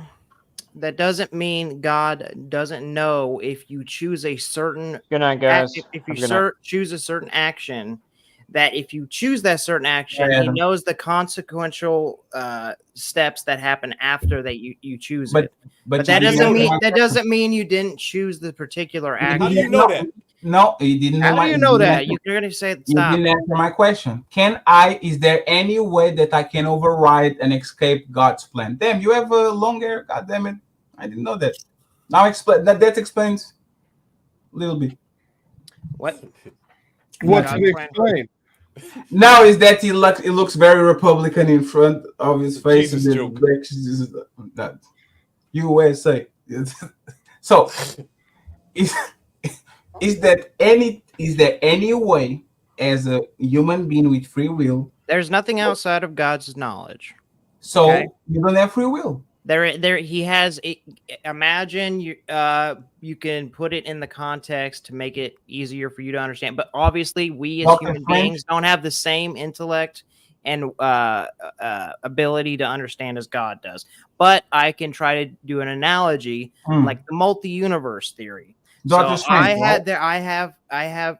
If I make a choice here, there is a certain set path that happens and spreads apart a different tree, like a dialogue tree or whatever that happens in a certain choice. So God knows that dialogue tree, but that doesn't mean you didn't have a choice between that dialogue tree and a different dialogue tree. So you are telling me that God knows all the trillion pets, and he's omnipresent, omnipotent.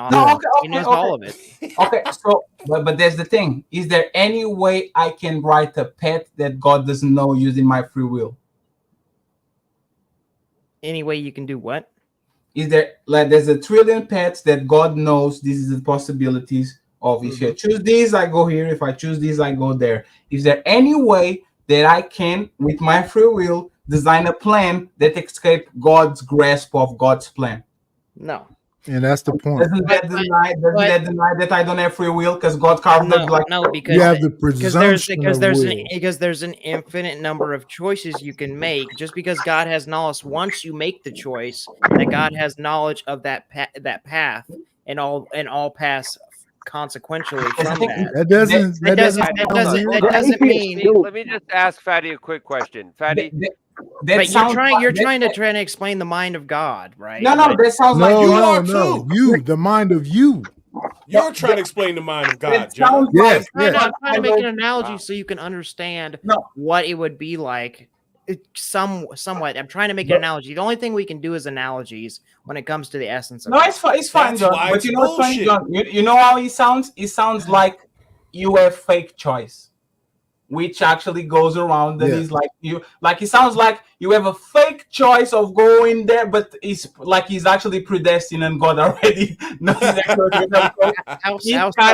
kind of like I make a choice, and if I choose that path, there's a certain destiny for that path that I choose, but I still chose which destiny. And God knows exactly where you are. Is the illusion of choice. And you know that. So with the illusion of choice, it's a second order. The first order is God, who created a being who gave free will, like he gave him a piece of himself, and gave us the free will like God has free will. Because if it was all determined, like Adam was trying to explain with materialism, if it was all determined, then there's actually no agent, there's no evaluator, there's no actual person there. It's just an illusion, like you're saying. And if it's just an illusion, it's a performative contradiction, because you live your life and every action like you do have free will. So it's a performative contradiction to say that it's just an illusion. And that's basically. Can we agree that he's a piece of shit then? What? How? Can we agree that he's a piece of shit? Because if he's in control and we have no. Yo, do you listen to what you say sometimes? I did listen to what I said. I said our world is encompassed by evil, and he hasn't stepped in one time. That means it's all part of his design and his plan. Well, can we agree that the Bible is literally God reaching out to his rebellious children to save them from themselves and their choices? But he could have snapped a finger and stopped everything anytime in any given time. Remember, he created everything in 7 fucking days. Okay, and so why would it not? John, I have a. So when people say this thing, right? I try to explain it in like. So, like, when we put people in, like, jail, for instance, right? When we're punishing them for their crimes they've done in the laws of the lands, right? They're not put in just, like, this little cell and just kept away from all the other prisoners so that nothing bad can happen to any other prisoners or themselves, because this would be inhumane, right? To keep them in solitary confinement the whole time. This would be considered inhumane. And we're just humans, right? So you're asking, so we're not, wait. We're not affecting parts of free will, right? In a environment where we could probably stop a lot of bad things from happening if we just stopped their free will in the jails. But we don't do this as humans, right? And the whole point of God giving us free will is for him not to intervene with it. So this would be like, think of this on a exactly bigger scale, the point right? I was trying to make. If he gave us free will, can we agree that he is a piece of shit? Let Wait, me no. characterize the argument so you have Wait. He's the all-knowing. He knew before he handed out free will what we were going to do with it, what we were going to do to children, women, each other, the animals, and he didn't stop it. Why is suffering bad? I told you he was going to cut me off. No, the argument. Wait. He was going to cut me off. Stop crying. Suffering is good. Why is suffering bad? Why is what he's saying Are you like fucking serious? crazy? No, it's fine. Let's go around Stop being emotional. No, weirdo. Why is what he's saying sound crazy? Like if it's predetermined, every single thing you do, every action you make is predetermined. Well, it's not. That's why I don't believe. That's why I don't believe in predeterminism. He gave us free will. It came from him. Listen, right. He gave us free will. That's fucked up. Why is that messed up? Otherwise, you'd be a robot. Speaking that there is an actual equation you can create. You can observe how molecules interact with one another. The argument is that does math actually take a backseat to free will? That is the nobody argument. was talking about math. Reese, maybe not. Anyways, I know what Joseph Yeah, is talking Reese, about. maybe God's. Maybe it's not God that's that way. It's just you man. think like if you think this is like an asshole move to give us free will, are you saying like God should have made us more like robots? Where you guys seem to want to. No, I'm not saying anything. I'm saying that everything that happens. When you listen to the people of the book, they give God credit for everything: creation, us, free will, and all of it.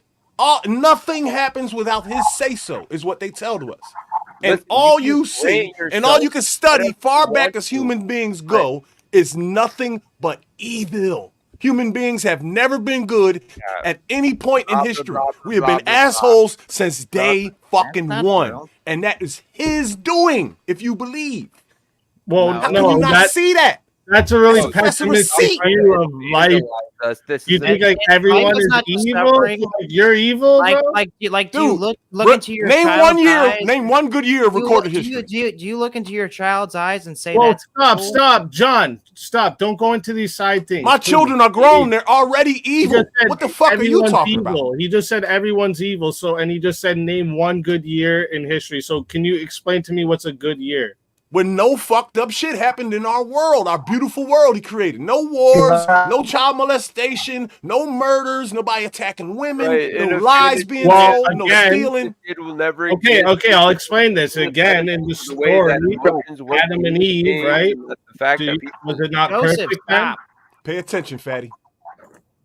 Go ahead, say it again. In the story of Adam and Eve, was it not perfect? The world? Right, yeah.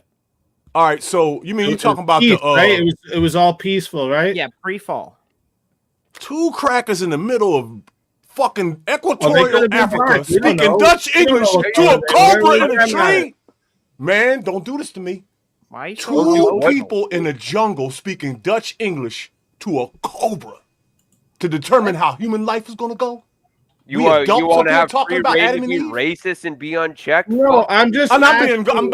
Why is it racist? I'm just asking. I'm being funny. I'm just asking, because you said, name a point in history, but the story of the Bible and the story of Adam and Eve in the Bible, right? This is when the world was perfect, right? And then free will and everything. There was no death. But wait, these are the first two human beings, right? And on day one, the first two human beings that ever lived, there was no death before the fall. There was no death. There was only a few sentences spoken in human history by the first two people, and they fucked up. Yeah, they were told not to do something, and they did it anyway. Can I ask a question? There's not one good year of recorded history. How about that? Can I ask a question to the non-religious people? And John is shaking his head like I'm wrong. No, I think he's shaking his head at Joseph because Joseph just spurting random bullshit over here. What is your gripe? What's your problem? Wait, let me hear what Joseph's problem is. Nigger. Okay. No, bring him back. I don't care about that. No, you gotta bring him back, man. Come on. We don't care about that N-word shit, man. Race bro. Little bitch. Let me say. One second, let me say just one thing. You don't get pussy, you goofy. Yo, just so y'all know, I make jokes about white people because I'm mixed. I ain't racist. I'm mixed.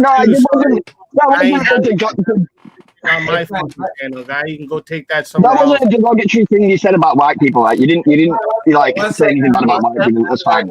Can I just ask a question? Can I please ask a question? Right. Let me say one thing real quick, right? I will not like, especially people from my side, Reese, 90s, everybody. If you come to this white space, like the cracker shit and all that, not sharing anymore, they have a responsibility to not make it racial about us, and we have a responsibility to not make it racial about them. Speak easy. I'm not talking with you. I'm talking with my people, right? Because there's 100 of them watching. Bro, Fatty, my dad's black, bro. No, I got you. No. I'm not. This isn't a one-sided thing. No, but it's not about What is the big thing that's hurting? No, I got you. Nobody actually reacted to that word, right? I know. I just want to nobody cared. But there's the thing. That dude cries about everything, Fatty. I understand what you're trying to say, but that dude is fucking spurgs about. Yeah, he's just trying to talk to his community in chat. I think he's just trying to talk to his community. Speak easy. I'm not talking with you. My people is okay. I get what you say. Okay, my people is. Sorry. Go ahead. My bad, bro. Can I please ask? 1 second, please. You guys don't know, but there's 100 people watching on my side. and this is what I'm telling. Like, don't do please, it's not personal reason, not for you. Don't do that shit again. Or if that's the case, I'm not going to share nothing. I just come here, make new friends, make new business associations that are going on. That shit is inadmissible. Please don't do that again. And on the other side, please, let's talk about the topics. Let's talk about the shit, because he's second day, third day of what's going outside and already making the shit racial. It shouldn't be like that. Thank you very much. Can I go back on the topic, please? Go ahead, Aku. Right. I've been trying to say this for a while, right? Before, right, both the non-religious people have said that they believe in free will, right? But if you will not believe in religion because it isn't backed by science, I don't understand how you believe in free will when the consensus of science is that we don't know it exists at all. You can observe free will. No, you can't. Look. No. Literally, go and look up. Don't interrupt me. Go and look up the scientific consensus around free will. Does the scientific consensus tell you what truth is? No. I'm not talking to you. I'm talking to the non-religious people. The reason they do not believe in religion is because you can't have faith in something that isn't proven by science, right? But yet they seem very fine with having a faith and a belief in free will, which is not proven by science. Let me speak for myself. I don't believe in religion because there's more than one. With science and mathematics, you come to a sum. You come to a conclusion. No, but they haven't come to a conclusion. See, the reason why I can't join a religion is because I don't know which one is the true one. But then how can you join the idea that free will exists if science... One second, please. Aku, I believe in the concept of free will. I can prove it. It's just like faith. I might be wrong. No, you can't. No, he said he can't. That is true. He said he can't. You can't prove anything outside of your own experience. No, you can't, right? No. Science can prove things, right? That anybody else is real or your experiences in this world. No, right. Let me say that about God. It's called solipsism, and what it means is that you can't prove anything outside your own experience or even your own experience. It could all be an illusion. But John, you have to have faith. You have to have faith that it is, because otherwise you have to live as it is. Otherwise, this is getting too reductionist. We don't even know it to go that far down. This is what I'm saying. Let's have a conversation about it, right? For example, I believe in aliens. I can prove it, but it's literally mathematically impossible. That's not live in trillions of stars, in quadrillions of galaxies, in septillion of planets. You see what I'm saying? I don't have no proof. The same kind of evidence you're backing. One second. I don't have no proof. I can't, like, if a person comes to me and says you are speculating, I would agree with them. I just can say that is a concept that I believe. Yes. Because it's kind of like it's probabilities, right? It's kind of a math. Right, yeah, I can agree with this, right? We can look at the probability, right, with the mathematical equations that we have about the universe and say that the probability is highly likely that there is another life form out there. Yeah. But we do not have that same consensus in science over free will. We literally have no mathematical equations. We have no fucking scientific studies that say that free will exists. We have zero. There's no scientific consensus. Doesn't the smartest scientists say they don't know anything? They don't know. Something real quick, y'all. Free will is words. It's language. It's what we use to describe something that we can't really definitively know what it is. It's just a description of something that we observe. It's a theoretical exercise. Science cannot tell you everything. It can't. Yes. So the question how do you somehow you're roboting. Faith. Hey, Haku, your mic, man. Yeah, don't move around when you're talking. Don't move your head side to side when you're talking. I think that's what's causing it. Science actually can prove everything. Our understanding of science that they can't prove anything. All you can prove is like physicality and things like that. You can't prove philosophical or metaphysical things. Yes, it's a theory. Yes, it's a theory. We're just talking about the theory. You can only prove material things like that's a tree and the data behind the tree, but you can't prove that it's not an illusion or it is an illusion, or if an animal or you has free will or not with science.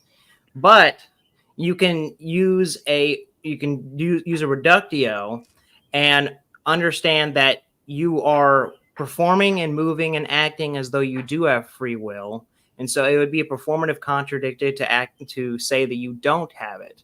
Because why are you sitting here pretending? And if it is all determined, then you are nothing more than basically a robot. There's no actual agent to do an evaluation of the things you're seeing. You are right. Let me just ask you something, right? Because the simulation thing actually has grown on me. No bracing, right?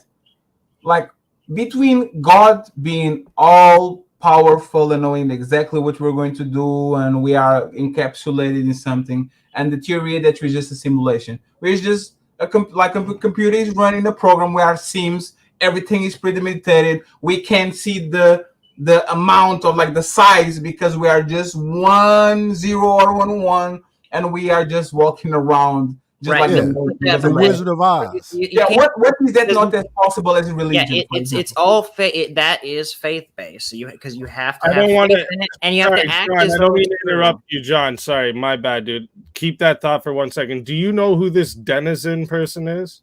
No, I never saw this person. No one up here knows who Denizen is. No, never. Okay. Yeah, and he says he doesn't. Like I just want to take the chance, and he's gonna, I'm gonna put a blocker up for now.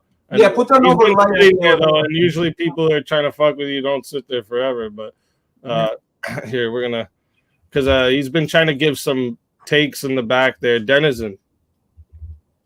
Greetings. What's up? Another day in paradise. What y'all doing? Not much. Oh my God. We're trying to prove if you're legit or not. Yeah, for real, Danny. And we got Glenn Lawrence on as well. Yeah, let Glenn Lawrence up. Glenn is real. I don't think you can prove that. I mean, that's a real life superhero in real life. Now well, I mean, I could come to the panel like 7 times and be good, and on that 8th time be a dick, Word. That's true. But we have faith that you won't do that. No, because faith is exactly the contrary of whatever we're talking about. I don't know what I'm saying.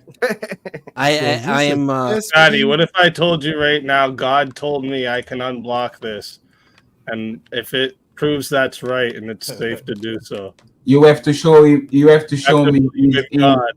You have to show me. Are you willing to take this? You have to show me a screen grab of the message that he sent you on IG. Telling, hey, speak easy. Just go. I have a more complex question. Deathstroke is in the building, man. Is that a chess piece of a queen with a teddy bear head? Then what's that? Your avatar. That when you cover the thing. What was it? Oh yeah. That's my queen logo. with a teddy bear. That bear. That's my logo. So I put my logo on top of the king piece of the. Oh, I thought that was a cross, some symbol from overseas or some shit. Got a cross at the top. I ain't know what that was. Yeah, it's the top of the. You got the world behind it. I thought it was some like symbology or something. No, yeah, it's just it's a chess piece, the king chess piece, and it's got my logo there instead of the. I see a flat Earth with the two heavenly bodies. I see different things. Flat Earth again. No, Fatty, but let me do the flat Earth on your channel in like a month. I tried to bring that topic up last Verbal Combat. Nobody wanted to argue for it. I'll debate anybody on this planet on it right here on your channel. Can you have free will Earth? and believe in fate at the same time? Sorry, what'd you say, Fatty? Can you have free will and believe in fate at the same time? And believe in faith? Yes. Yeah. Yeah. How?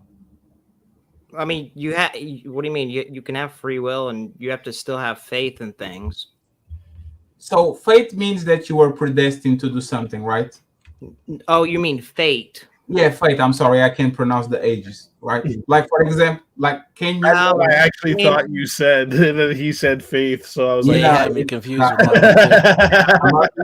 Russian accent is not sometimes. Yeah, fate. I mean, it depends on what you mean by fate. So it is sort of paradoxical, but like I was trying to use that analogy with a multi-universal, is that you have a choice between several different options, and whenever you choose that options, it creates a dialogue tree or a path, several paths or whatever that has a thing that could be. It's the multi-universe theory or whatever. So if once you choose the action, then it creates a separate dialogue tree. I don't know how else to. Yeah, it's a pet. He's a new pet. Every time you do a choice, a pet opens to a different direction. Right, but you're choosing which path. God knows which path you're going to choose before you choose it, though. Right. Yeah, that's why we saying that you don't have free will. Correct. What this thing that you're calling free will is neither free nor does it have will over anything. Exactly. That's why we're on the impasse, because the wording is not mentioned. If you don't have will, it's dependent. It's dependent on God. It's dependent on God's will. It's dependent on God's grace, and the outcome is God's will, regardless of what you do or say. Exactly. So there's no way your free will can override God's existence. Exactly. And free will's an oxymoron. Know exactly what you're doing, what you're going to do.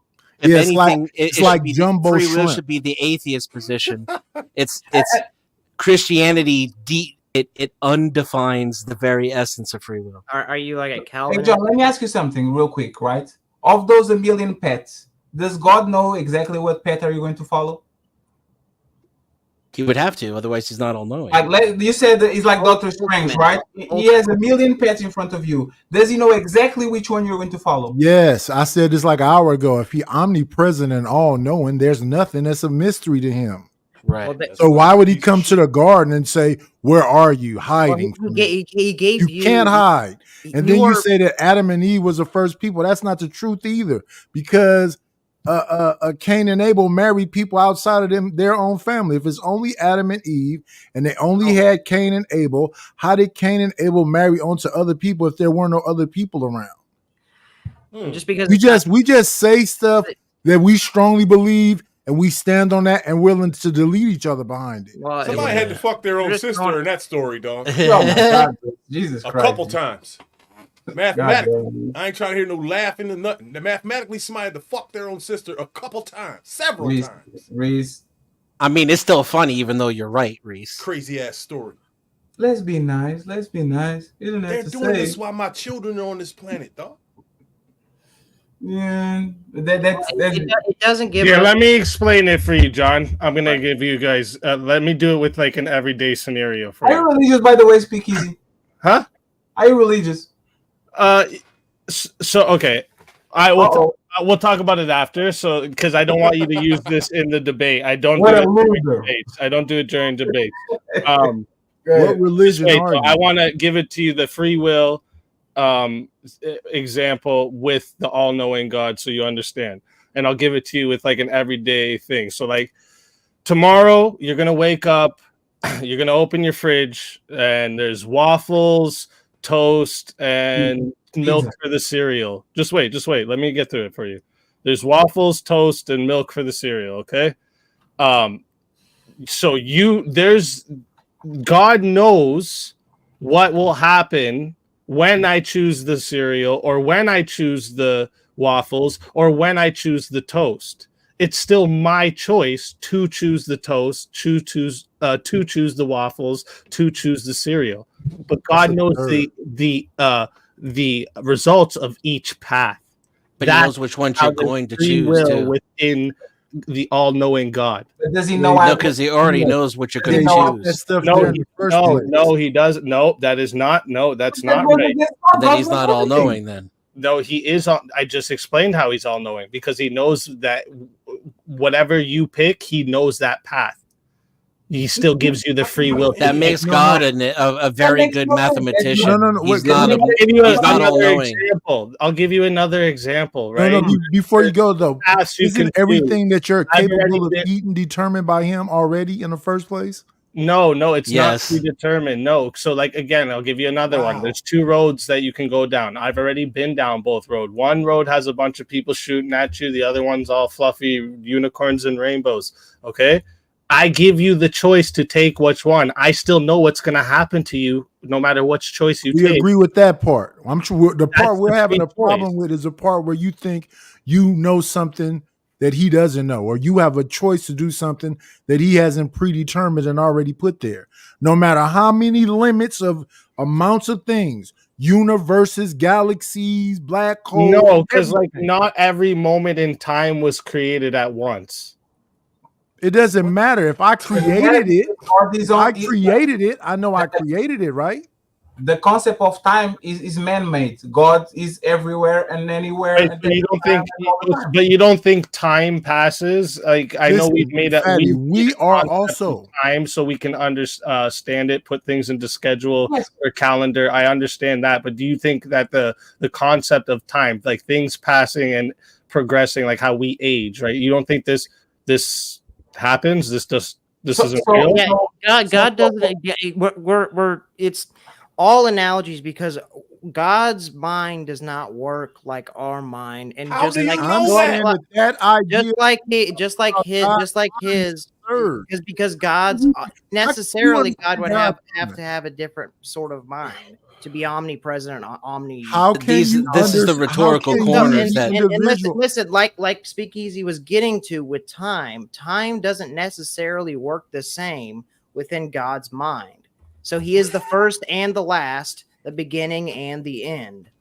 So he knows the end path and he knows the beginning. It doesn't work the same. We can't possibly know these things and understand God's mind. But you're talking like you do know. We know that God's mind would, to have an omnipresent or omnipotent mind, it would require, like you said, him to know all things. And to do something like that within our minds is paradoxical. Not contradictory, but paradoxical.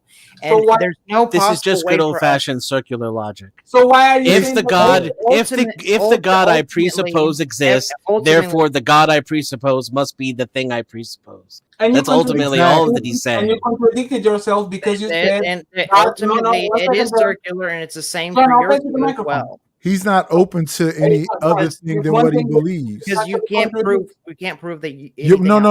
Weirdo. You're not open to anything other than what you believe. And John, it's not even that, right? Because like you contradicted yourself. You said God's mind is not like ours. How? How can you prove that? You don't know. Well, it would have to be. I'll explain. It couldn't be like ours. If God was the creator of, if God is the creator of time, space, and matter, that means he's outside of this, not inside of it. He's not bound. Right? How do you know he's not bound by these things? Because otherwise, time and all these things would be. No, but how do you know how God thinks if he's Fatty, not that way. Speakeasy and weirdo. If it's outside of what we can think and everything else, why are you defining it? That's anthropomorphism, right? You're trying to make this whatever into something that you can relate to. Yes, that's which is the what problem. God is. Because we can't. God know exists. He's just man-made. We can't know God by his essence. We only know him by his energies. That is the only way we can know God. If you're defining it, wait 1 second, Reese. If you're defining it, you're putting it in a box. I'm making an analogy because that's the only you can make an analogy and use all the words that you know, but you're putting it in a box. I'm trying to make an analogy. Yeah, I think give a second, John. I think Glenn has something to add in here, and he hasn't spoke yet. Yeah. So we are trying to debate whether God is real, and we're trying to use they're debating the free will. Okay. Well, free will. We all have free will. We all can make choices in our life, right? Making choices is not the same thing as free will. Well, you choose to make those choices, right? Did you not have the free will to make those choices, or did someone force you to make those choices? The problem there is everything that's packed into the word you, into that pronoun. There's a lot of assumptions packed into there, and some psychological projections, and also the conflation between choice and freedom and will of outcome. No, you have the freedom to make choices that you want to make. Doesn't necessarily mean you have the freedom to avoid consequences that come with I don't though. I'm only free to make the choices that are available to me and that I'm aware of. Yes, right. So you have the presumption of free will. You have and my choices are completely and totally independent on everything else in my environment. So they're not free in any way. Yeah. So it's the presumption. You get to make them without and face the consequences of by yourself. You get to choose what consequences you want to deal with. I mean, I could avoid consequences altogether too. You could also avoid consequences too. Yeah, absolutely, to some degree. But the whole God talk, there was a whole lot of Adam and Eve and all this other nonsense. Whether God is real and it's not, how does God's brain work? I mean, okay. And you use science and stuff like that, quantifying stuff like that. Has anybody created a universe? No. But they say that Harvard machine is supposed to make black holes, right? Have we replicated a creation or witnessed a replication of our universe being created?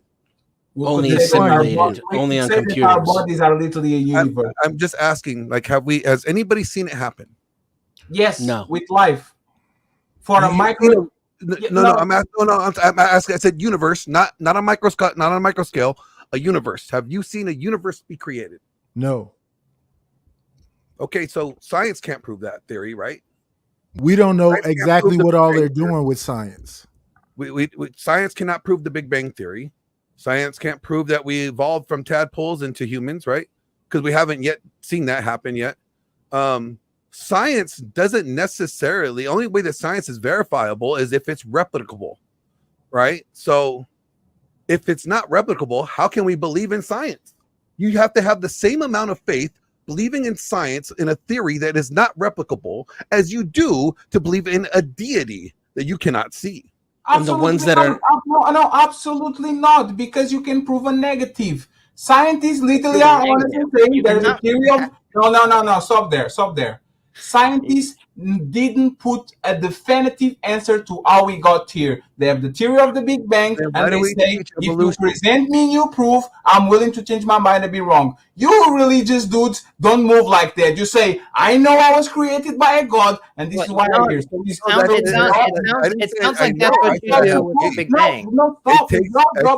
I'm equating the level of faith that one must have in science, even when they can't even replicate the science that they say they believe. It's the same amount of faith that you do when you have to have it in a deity that you don't get to see. No, science, you're correct. It is. They say the size of a mustard seed is all the faith you need. Yes. You're right. It does say that. But what I'm the level of faith, the level, you're not understanding what I'm trying to say here. No, I actually am. Is what I'm saying is, okay.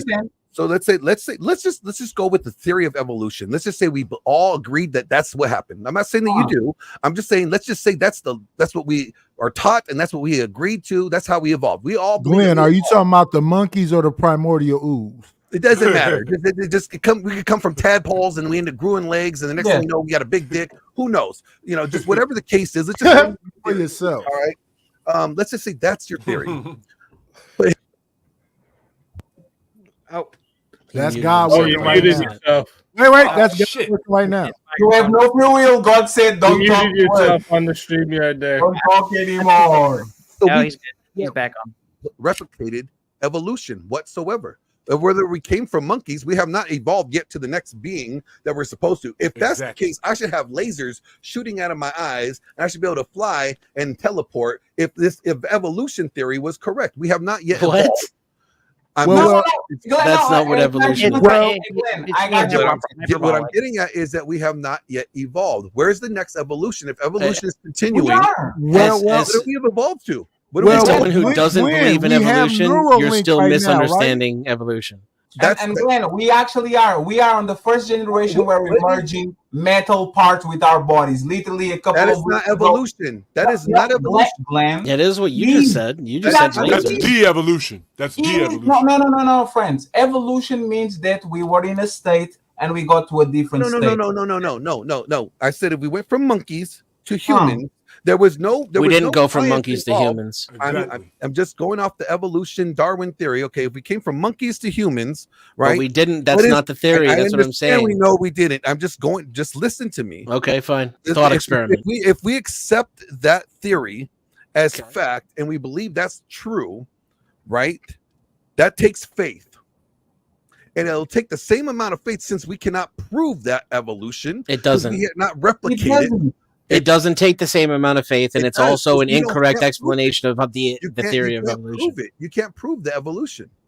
So what you're saying, you're trying to assert that it takes faith to believe anything that you can't prove.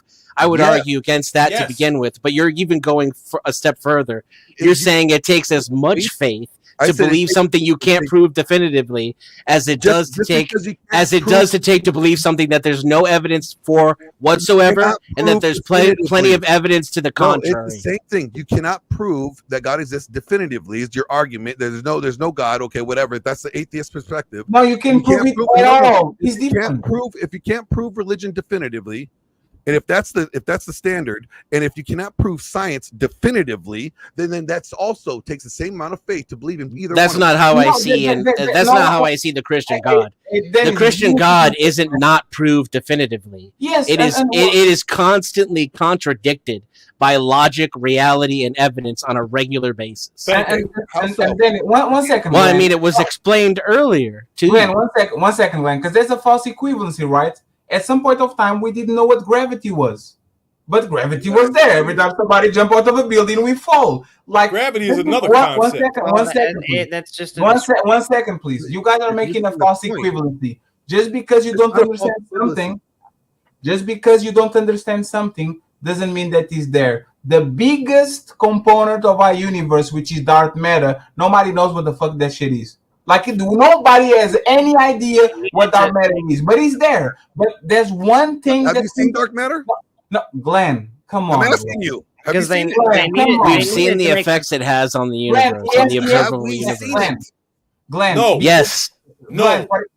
Guys, come 1 second. For example, dark holes. Dark holes have such a gravitational pull that the dark matter around it actually folds. So we actually might not understand what dark matter is, but at least we are smart enough and humble enough to say, you know what?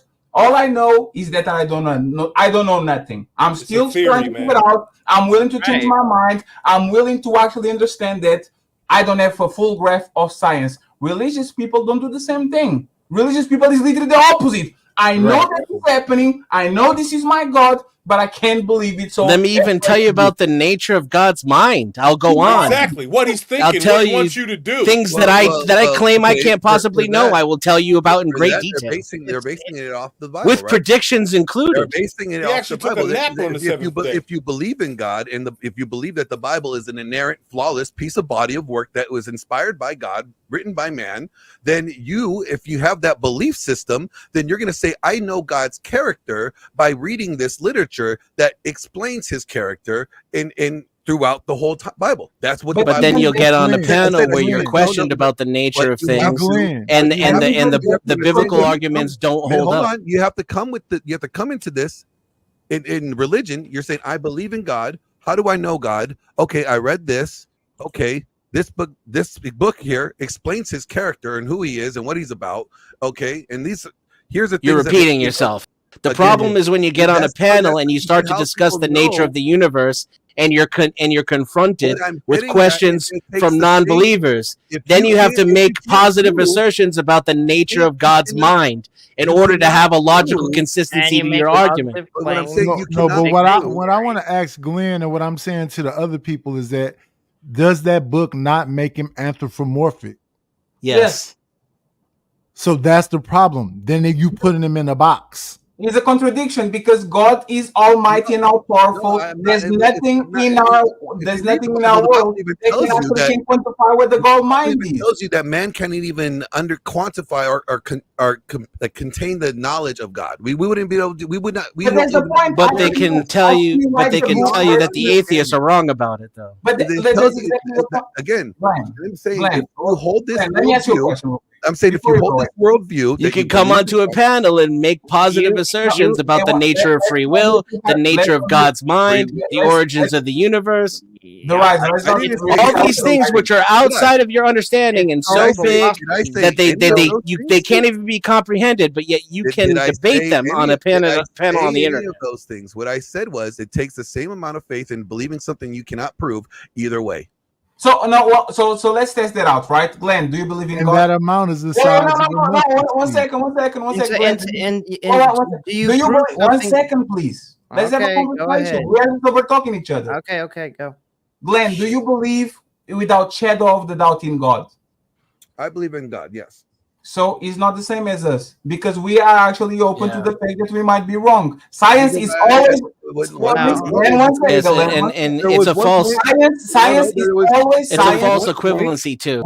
Because I can believe that real John is going to wake up tomorrow. At the same time, this isn't productive. Like there was one point let Patty answer directly to what was said to him. Science is always open to the fact that is wrong. Once upon a time, we thought the Earth was the center of the Earth until we got conclusion that he actually wasn't. He's repeating himself now. And what happens on these conversations once again, and is very important of night, is the paradox. If God is a concept that we humans can understand at all, how does your book explain what God is when God is a transcendental being that can be encapsulated into a human existence? Again, you have to come with it. If you come with it if you already believe in God, you're obviously going to read this book. You're going to read the Bible. Okay. So then you're going to be like, what does God want me to do? Here's this Bible.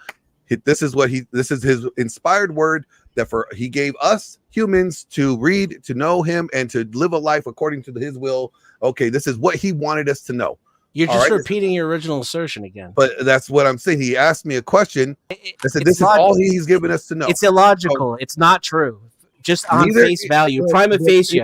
I can tell you. It does not. Would you like to hear someone argue with what you're saying? Because I'd like to argue with what you're saying. I'm going to tell you right now, it doesn't take the same amount of faith to believe that you will wake up tomorrow morning as it does that an all-powerful being, all-knowing, all-powerful, loving being created the entire universe and everything that I know. Is tomorrow guaranteed? That is not the same level of faith. Do you have faith that you're going to be here tomorrow? No. Yeah, you want. I can't prove it. I can't prove that any of us will be here tomorrow, Glenn. I don't know, but yet but it does not take the same level of faith. And you can't prove that it's not an illusion. The point is, let me ask the people that's talking all over each other. Do y'all believe you can call it faith, but it's not. It's based on evidence and predictable outcomes. Not only that, even if we call it faith, it's not the same amount of faith that would be required in order to believe in God. That's a false equivalency. Do you believe in information bias? Of course, yeah, sure. Okay, so here's people have been fighting and deleting each other since the beginning of the time about this discussion right here. Yes, sir. Because it's basically I'm right, no, I'm right. So I'm trying to make a point that I think Glenn will agree is correct. That John will agree is correct. That's the thing. That's why this is an argument that happens in this space all the time, is that we can somehow hold people accountable. You can only hold yourself accountable. Of course. And Glenn, I'm sure, will fight he'll get in the fucking, Coliseum and fight with the Lions about his faith. I'm not finna get in a Coliseum and fight about. I'm going to shoot a lion if I see one. Okay, I have a question. I don't even get you analogy. I got a gun. I don't even. I don't understand what that had to do with you what don't I was have saying. a gun. Wait. I just want to ask a simple question to Glenn and John. You don't have a gun because you're Shadrach, Meshach, and Abednego. You just have faith. You don't need a gun. I gotta be Shadrach. Glenn, do you think it requires the same amount of faith to believe that you will wake up tomorrow as it does to believe in God? I think faith. that anything that you cannot. Let me answer the same amount. Yes, same amount. What is same? The answer is yes. Well, that's his claim. He says it takes just as much faith to right? believe in something you cannot prove as it does to believe in God. That's his claim. I get it, bro. Because again, you cannot. Listen to me for a second. You cannot prove. I want to just ask him something. Do you not need faith for things you can't prove? No. What?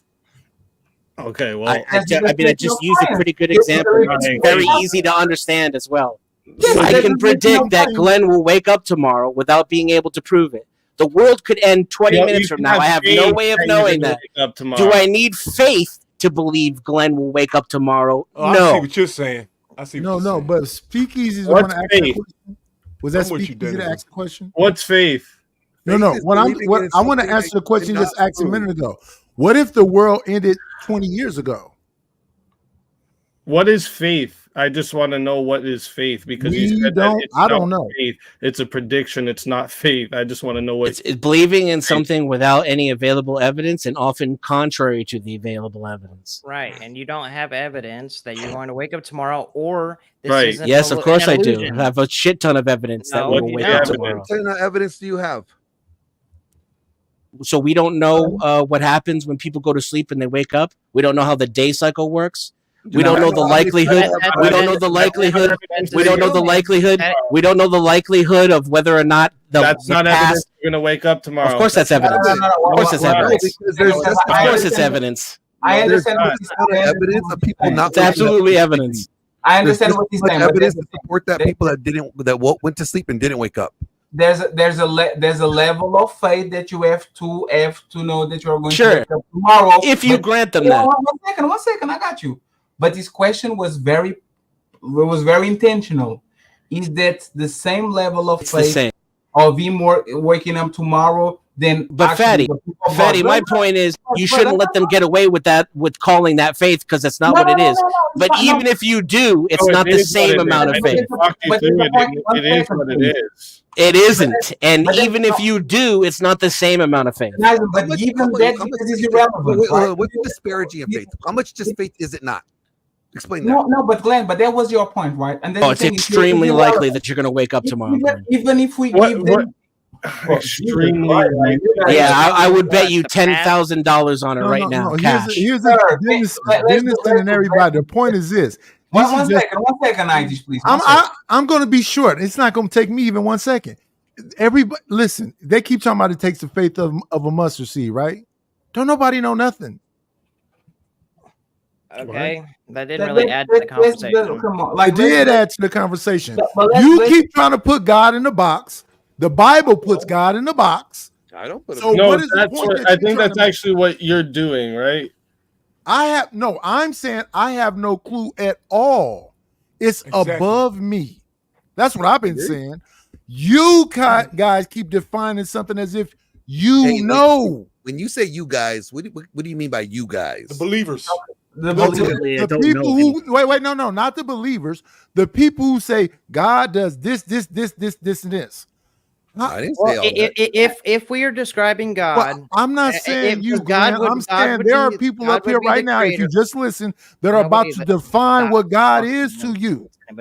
And Nightwish, this is why I don't trust you, because you said it's going to be quick. It's just 5 seconds, and you went. But they asked me more questions. I had faith that you would actually do. Don't have faith. Don't do that. Don't do that. So if one second, if God is the creator, oh my right? God, man, stop going away from me. Stop going away from me. Would necessarily have to be outside of space, time. Can we even logic itself? Can we stop being self-born monologue? You would have to listen for it to actually be God and not just a demigod.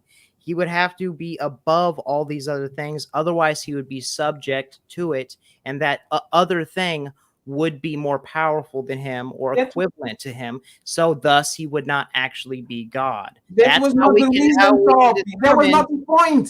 So, okay, but it was though, because we do have an agreed upon God. You're going for the macro point. The micro point is where my thing. I haven't talked at all. Okay.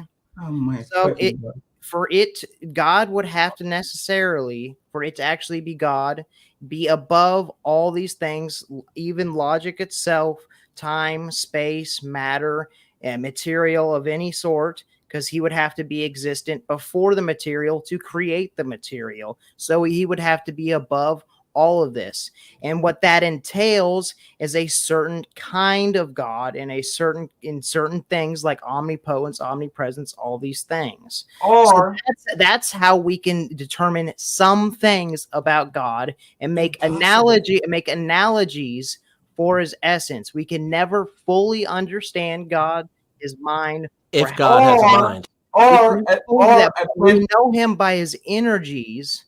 We can never fully know his essence, but we can know him by his energies. Things like truth, logic, love, things evil, like this. Evil, wrath, anger, rape, crack cocaine, nuclear weapons. So John, well, those are all things of human, right? The God. Yeah, God God seems to be quintessentially human. This is our arrogance, right? And once again, we right now have quantum computers that we could ever understand in the history of mankind, right? The question once again, and about like us Denise, I'm sorry, and saying he actually made a great point. I'll bet that Glenn would bet $1 million that he's going to wake up tomorrow. I'll guarantee you, it's not bet $1 million that you could prove that God exists tomorrow. Like you wouldn't. There's way more. I wouldn't do that. You don't even know if what you're. Oh my God! Listen, you don't know if even everything that you're experiencing and all your sense data, all of your life and everything that's in existence is not an illusion. So, but that's the point. You have to have faith that it is actually happening. It is actually real. And you are here going through it. Oh, you have to make a leap of faith in order to assume that you're not a simulation. Let me ask you, that's the point. Sure. And it's the same thing. John, for sure. John, but that you do not prove something immaterial like God or truth. Why? John, but I would never tell you, John. I would never tell you that we're not a simulation. Answer the question. I would tell you that I don't know, and that in order for me to live my life, I have to assume that we're not. Otherwise, I would just sit down. In the back there, Aaron, you want to throw me up a peace sign so I know you're not a. Okay. Make sure you're not a video.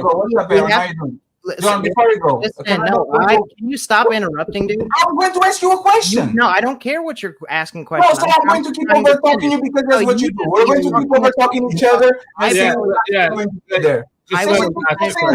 him ask the question, John. But I haven't finished. But like you guys keep talking and over talking and interrupting. Like I'm going to literally talk the most. I'm going to literally pass you the microphone. You can talk. I'll give y'all a little break. I'm about to leave. Let me exit, y'all. So look, like Fatty, when I told you when I first joined, are you gonna leave, Reese? I'm leaving. Look, that you stay. When I first joined the stream, I told you every single religious debate that's ever been had and the ones that will follow this one are going to go exactly the same way.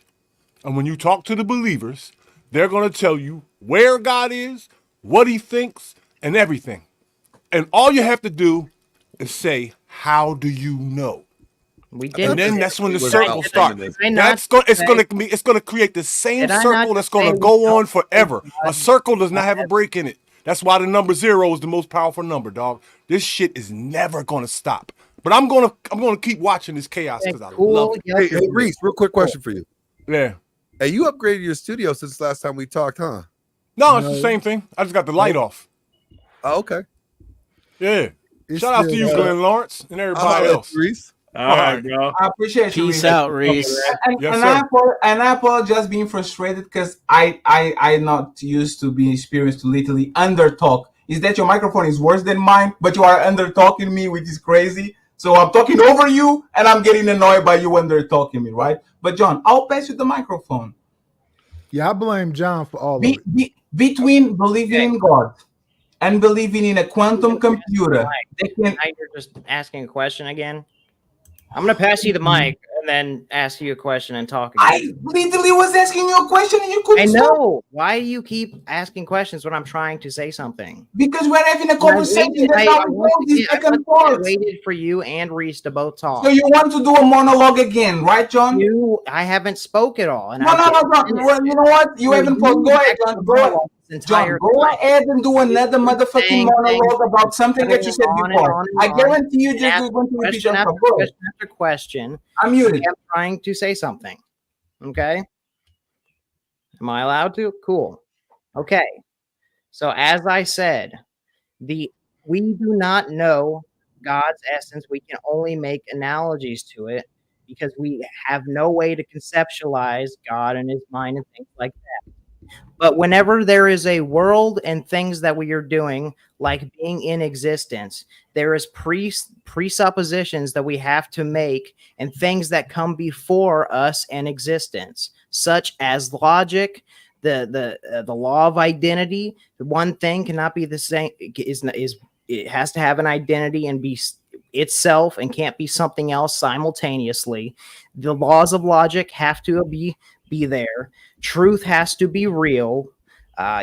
Morality, things like this have to be presupposed for us to have a existence and a creation. So we have to figure out a way to justify those things. And you can't justify those things with pure material because these things are immaterial. Wrong.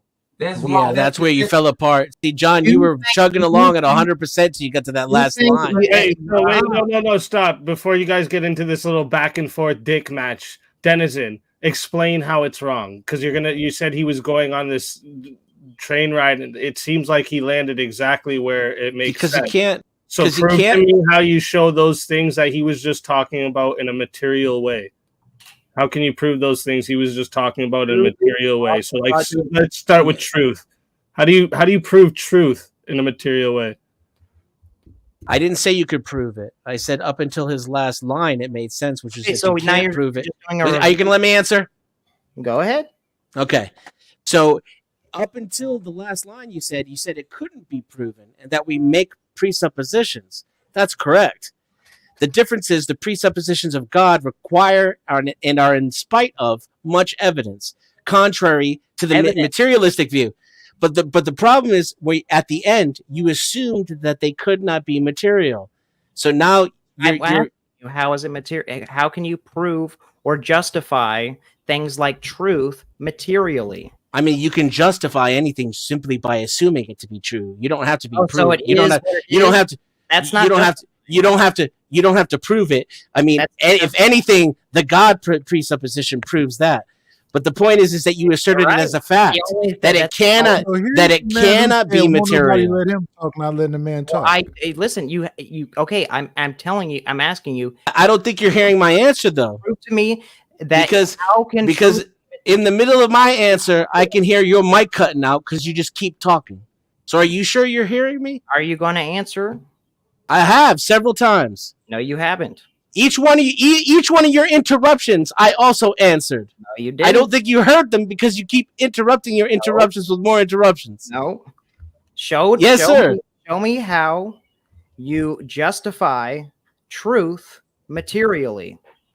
You can justify something just by assuming it. So it doesn't require proof. That's not a circle? It is. It is. I thought that was a problem earlier, and it was so a problem. Oh my God! But there's you actually can't justify truth, John. What do you mean by justify? No. 1 second. Is the word of God truth? Quit. Don't. Is the word of God truth? Quit trying to save him. Okay. I'm asking you. I don't need to be saved. You haven't made a point. Stop. Listen. How do you justify truth? What does justify mean to you? He's not going to answer no question. And this is what always happens. I see. They know you better than I do, John. They kept talking over you, so I thought you just weren't given a chance. But you're full of shit, bro. I can see what they were talking about before. And he's asking you, wait, stop. Because he doesn't answer his own questions. He's not having a conversation. Wait, stop. That's not how you have you don't ask a question and then answer your own question. That's not how you have a conversation. So he won't answer the questions. There's no back and forth. No, but you have to answer the question first because it was asked to you. I did. I answered it several times.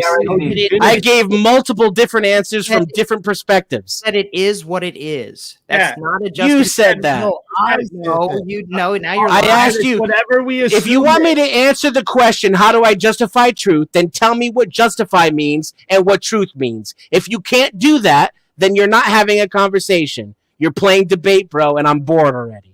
How do you justify truth? How do you prove truth?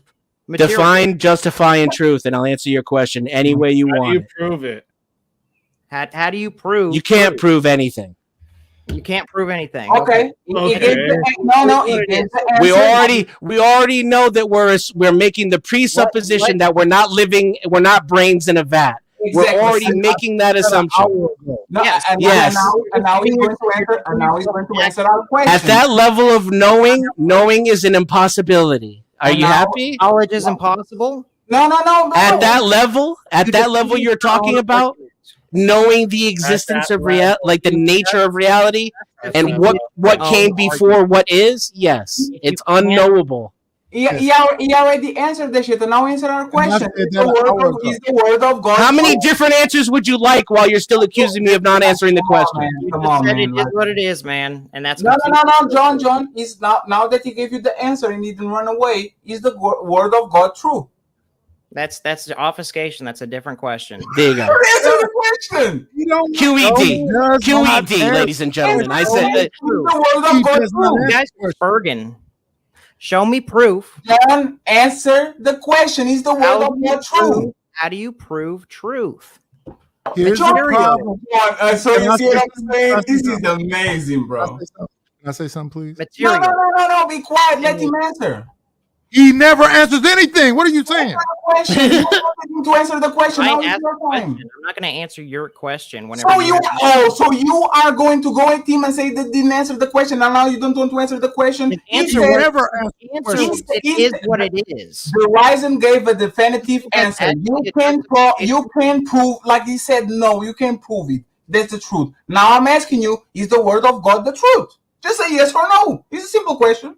Yeah, or elaborate if you'd like to. Give a long-winded answer and we'll listen. I'm saying God it has to be presupposed for you to justify things like truth, logic. Not to justify them. No. Yeah, you have to. No. It's just spin off the wheel going to the same. It's like as soon as a religious person or a person. You're conflating justification with proof. Don't do that, please. As soon as a person that believes in God. Okay, listen. As soon as a person that believes in God doesn't get to a logical conclusion, it goes back to God is omnipotent and all powerful, and we don't understand. Why are we debating this shit? And my question, the act of showing something right, reasonable. So show me how truth is right or reasonable. Show me how the word of God is true. You wouldn't be able to operate as a living. I already explained this earlier. You wouldn't be able to operate as a living being unless you presuppose certain things. So you would just lay down and die. I don't have any proof whatsoever that I am even really here. I know I exist because I can think, but I might just be codes on a hard drive. And it's and again, you can. And here, John, I addressed this earlier as well. Would you like to? I'll elaborate and repeat myself. First of all, it's not faith because faith is believing despite evidence, right? So it doesn't require faith. So that's first of all. Second of all, even if I grant you, first of all, means the second of all is coming, John. Second of all, even if I grant you that it's faith, it is nowhere near the level of faith required in order to believe in an all-knowing, all-powerful creator of the universe with a mind who can hear my prayers, who knows everything that's going to ever happen, etc., etc. You agreed that knowledge, logic, let's say it's not the same. Is necessary for a world and a creation to exist. If let's say it doesn't. Let's say it doesn't take the same amount of faith. Well, just John. Let me hear. Go on a Clearly, if let's say it doesn't take the same amount of faith, we need another monologue. The fact that it takes faith, period. I didn't concede that though. I know you're not conceding that. I'm just saying in that analogy, you're saying it's not the same amount of faith. And I'm just going off of that argument. The fact that it takes faith, period. Mm-hmm. That leaves room for question. Of course. No, there's plenty of questions for everything. Right? Possibilities versus probabilities. Sure. Yeah. There's but that's the thing. Is there a possibility that the universe will prove to you that your probabilities are ultimately not the end all be all. So there's always room for questioning. Exactly. And that's the thing. Atheists have room for questioning. Religious people don't. I never met a real atheist that claimed to know these things. There's plenty of people who like to dress a certain way and they have certain political beliefs and they call themselves atheists. But I never met. I'm a strong anti-theist. Not only do I not think a God exists, I'm pretty sure there isn't one, and I'm glad about it. And I still admit the possibility to be wrong. Yeah, and that doesn't even make any fucking sense. It does. It does. You just contradicted yourself because you just said you're positive 100%, and you're also. There's a reason. That doesn't make. There's a reason why you have to use words I didn't use in order to strongman what I said. I never used the word positive. I never used the word 100. I never used the word percent. There's a reason why you have to use words I didn't use in order to strawman my argument. I'm not going to strawman your argument. I'm just going to basically say that you believe that you're correct, but you also hold the opportunity to be incorrect. Of course. Okay. I'm cool with that. And Glenn, can you answer? Can you one second? Can Glenn answer that? Glenn, are you willing to the possibility that you're wrong? Yeah, I'm open to it. So the possibility that there's no God. Let me say that there's no God. But see, I believe, just like he believes that he's correct, I believe that I'm correct. No. Yeah, but Glenn, if you're genuinely open to the possibility that there's no God, I respect you on that level. That's unique. Yes. What I'm saying is, I rather have the faith that I have and not need it than need the faith and not have it. That's Pascal's wager, though. There's not faith. You are just scared. There's not faith. You're just scared. You're just covering your bases. When I look at the Bible, right? Okay. Call it. That's hedging your bet. Okay, wait a second. I'm just gonna give Aaron's been up here for a minute. He hasn't said anything yet. Did you have something you wanted to add in here, Aaron? Good morning, Aaron. I have to go, bro. These are most greetings, Aaron. I appreciate you and thank you for taking care of my people. Aaron, Nightish, I appreciate you. Glenn, nice to meet you. John, you are an asshole, but I like you anyway. The Rising. I hope you see you soon, okay? I appreciate you. Yeah, man. Fucking come by for we do verbal combat every Friday. It's a debate all night. Easy. I come from a place called Fight Club. That is what you're doing right now, and I need a little bit more of detox. But I'll make sure detox. I'll make sure I appreciate you. Thank you very much, fellas. Take it easy, bro. A quick question before we get back into this. I was just wondering. I came here for a feminism is good or bad for society. Like, where did it get diverted at? Oh fuck! I blame John a while ago into if the existence of God. Yeah, this was a while ago because there was I don't think there was. I mean, there was a little bit of for feminism, but not too much. Not enough pro-feminism to keep the conversation going. Oh, good, because feminism is horrible. Feminism is the destroying of our society. There you go. But I want to hear what Aaron has to say, as he's been quiet. Greetings, panel. Speakeasy, thanks for having me. Good morning, Aaron.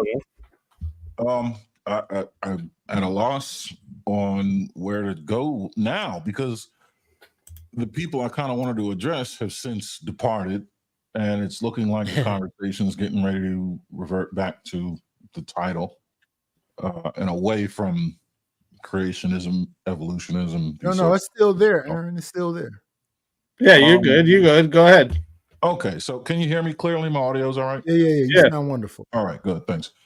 So I think a lot of times these kinds of conversations miss perspective, right? And the word presupposition has been tossed around. Yeah, we have to agree to some very baseline things to even have the conversation.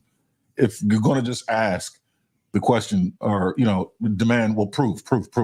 Well, no one can prove anything, right? I can't prove to you that I'm looking at a computer screen, even though I'm looking right at you. But things like God being omnipotent, for example. Well, it's evident that God is omnipotent, but that doesn't take away free will because God's not constrained by time. Correct. If we can agree that free will is a component of the way we perceive time, it's cause and effect. And if we understand time as a temporal dimension, then you can perceive things outside of that dimension. Like you can look at a two-dimensional piece of paper living in a three-dimensional world. Those are three spatial dimensions. Each spatial dimension is tangential at 90 degrees to the previous dimension. A line, to make a plane, you got to go 90 degrees. To make a volume, you got to go 90 degrees from the plane. Why can't you do the same with time? Isn't and a piece doing of so, if you go tangential to the dimension of time, 90 degrees, then you can essentially step outside of time the way we know it. And the way we know time, we don't perceive it like we perceive space. We can go back and forth on any dimension of space we choose, but we can't do that with time because we're too limited. But if you can go back and forth in space across three different dimensions, then there has to be the possibility that something can go back and forth across the dimension of time. And if it can do that, then it can perceive what we're going to do before we even do it. But that doesn't mean our fate, what we're going to do is pre-written. We still have free will. What's And free what or I will said to about that it? earlier, what I said to that earlier is when I hear people talk like that, isn't that anthropomorphism? You're putting God in a box. You're defining him. Anybody that says these things right here, are you not defining him? Well, we all we all define God. I mean, we Right. have to define God. So Do that we right there, define him isn't that with- problematic do we if define him, or he's do we isn't that problematic if he's omnipresent? He's above our understanding. How are we If people defining keep God? saying our understanding is this of God, isn't that putting him in a box? We're not trying to look into the mind of God and understand his I didn't say that. mind and things I like didn't say that. What we're doing, calm down, hold on. I'm super calm. What we can do, okay, is if there is a God and he has to be above all, by definitionally, it wouldn't be God otherwise. But that's according to human logic. No, it's it according would to your be anthropomorphism. it would be necessary for it's a it to human be box God. you're creating and putting him in. Otherwise, it is a he'll keep demigod talking. and is a false god. He's not because it is Based not- upon your above understanding, what he- John, because as a human. he would have to be if he is subject to all these other things, then he is necessarily But he's not. God. God And is he's not subject to any of that. He's omnipresent. Exactly. So we can say that, we can have knowledge of that as a fact, correct? That to define him, to be defined as God, you have to be above all things, correct? That he's not subject to any logic. That is something we can know about God, because necessarily, as a definition of being God, you would have to be above all You these have things. to be able to hear. Right, so You let have me to be translate able to- that for you. Wait, The only thing before you can go. know about God is that you can't know Before you go. anything about God. There you go. The only thing you can know of God is that he is above all. Not true. And that has consequences. Exactly. We've been saying this for the longest right now. So if he's if he's not above things, something like time, then time is actually God now, because it is equivalent to God. What if time is an illusion? That's you putting him in a This is box. philosophy, again. okay? Almost everything you have said so far is keep putting him in a box.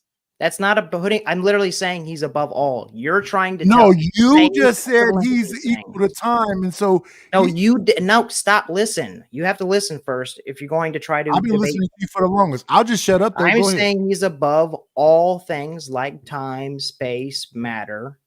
Okay. Otherwise, he would be subject to them, and it would be equivalent, and thus he wouldn't be God. Right? John. And that is something we can Wrong. know. about Wrong. God. All these boxes you keep creating is you creating boxes. What box did I put him in? Vegeta, Every that's single wrong. thing you're saying. Yeah. Vegeta, By you're making a saying wrong he's argument. above all. John. Everything you're saying. Any application of John's human logic to what the nature of God is antithetical to your claims about God. John, you said God is above all things? Yeah. Try to look at it as God is within all things. Does that change things for you?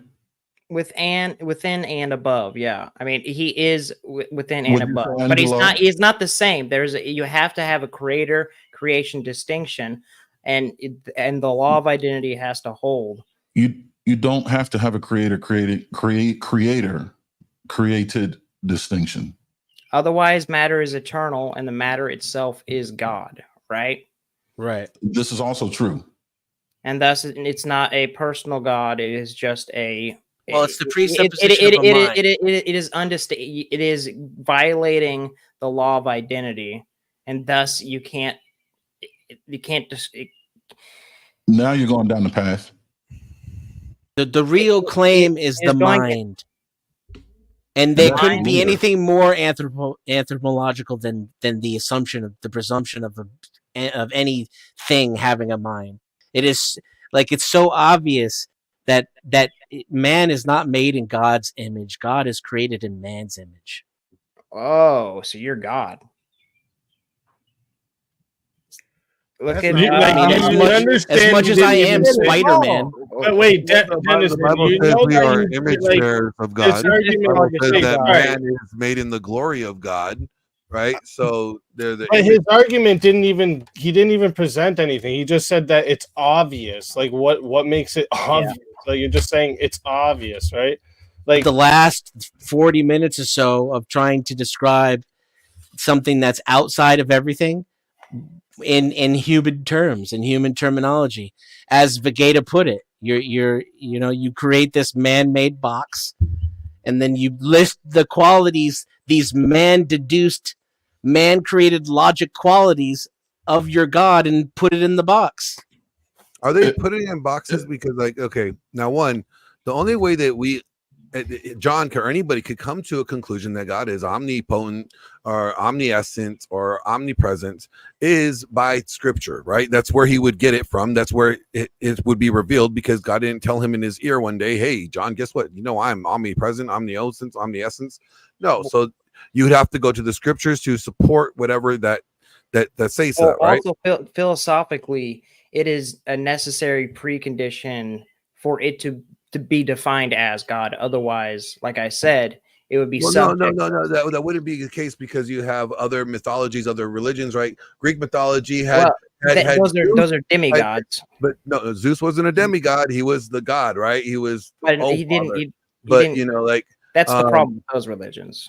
But what I'm getting at, there are other religions that have gods that died. So again, you would have to go to the scripture to support whether for this specific, yes, for omnipresent, have a personal God.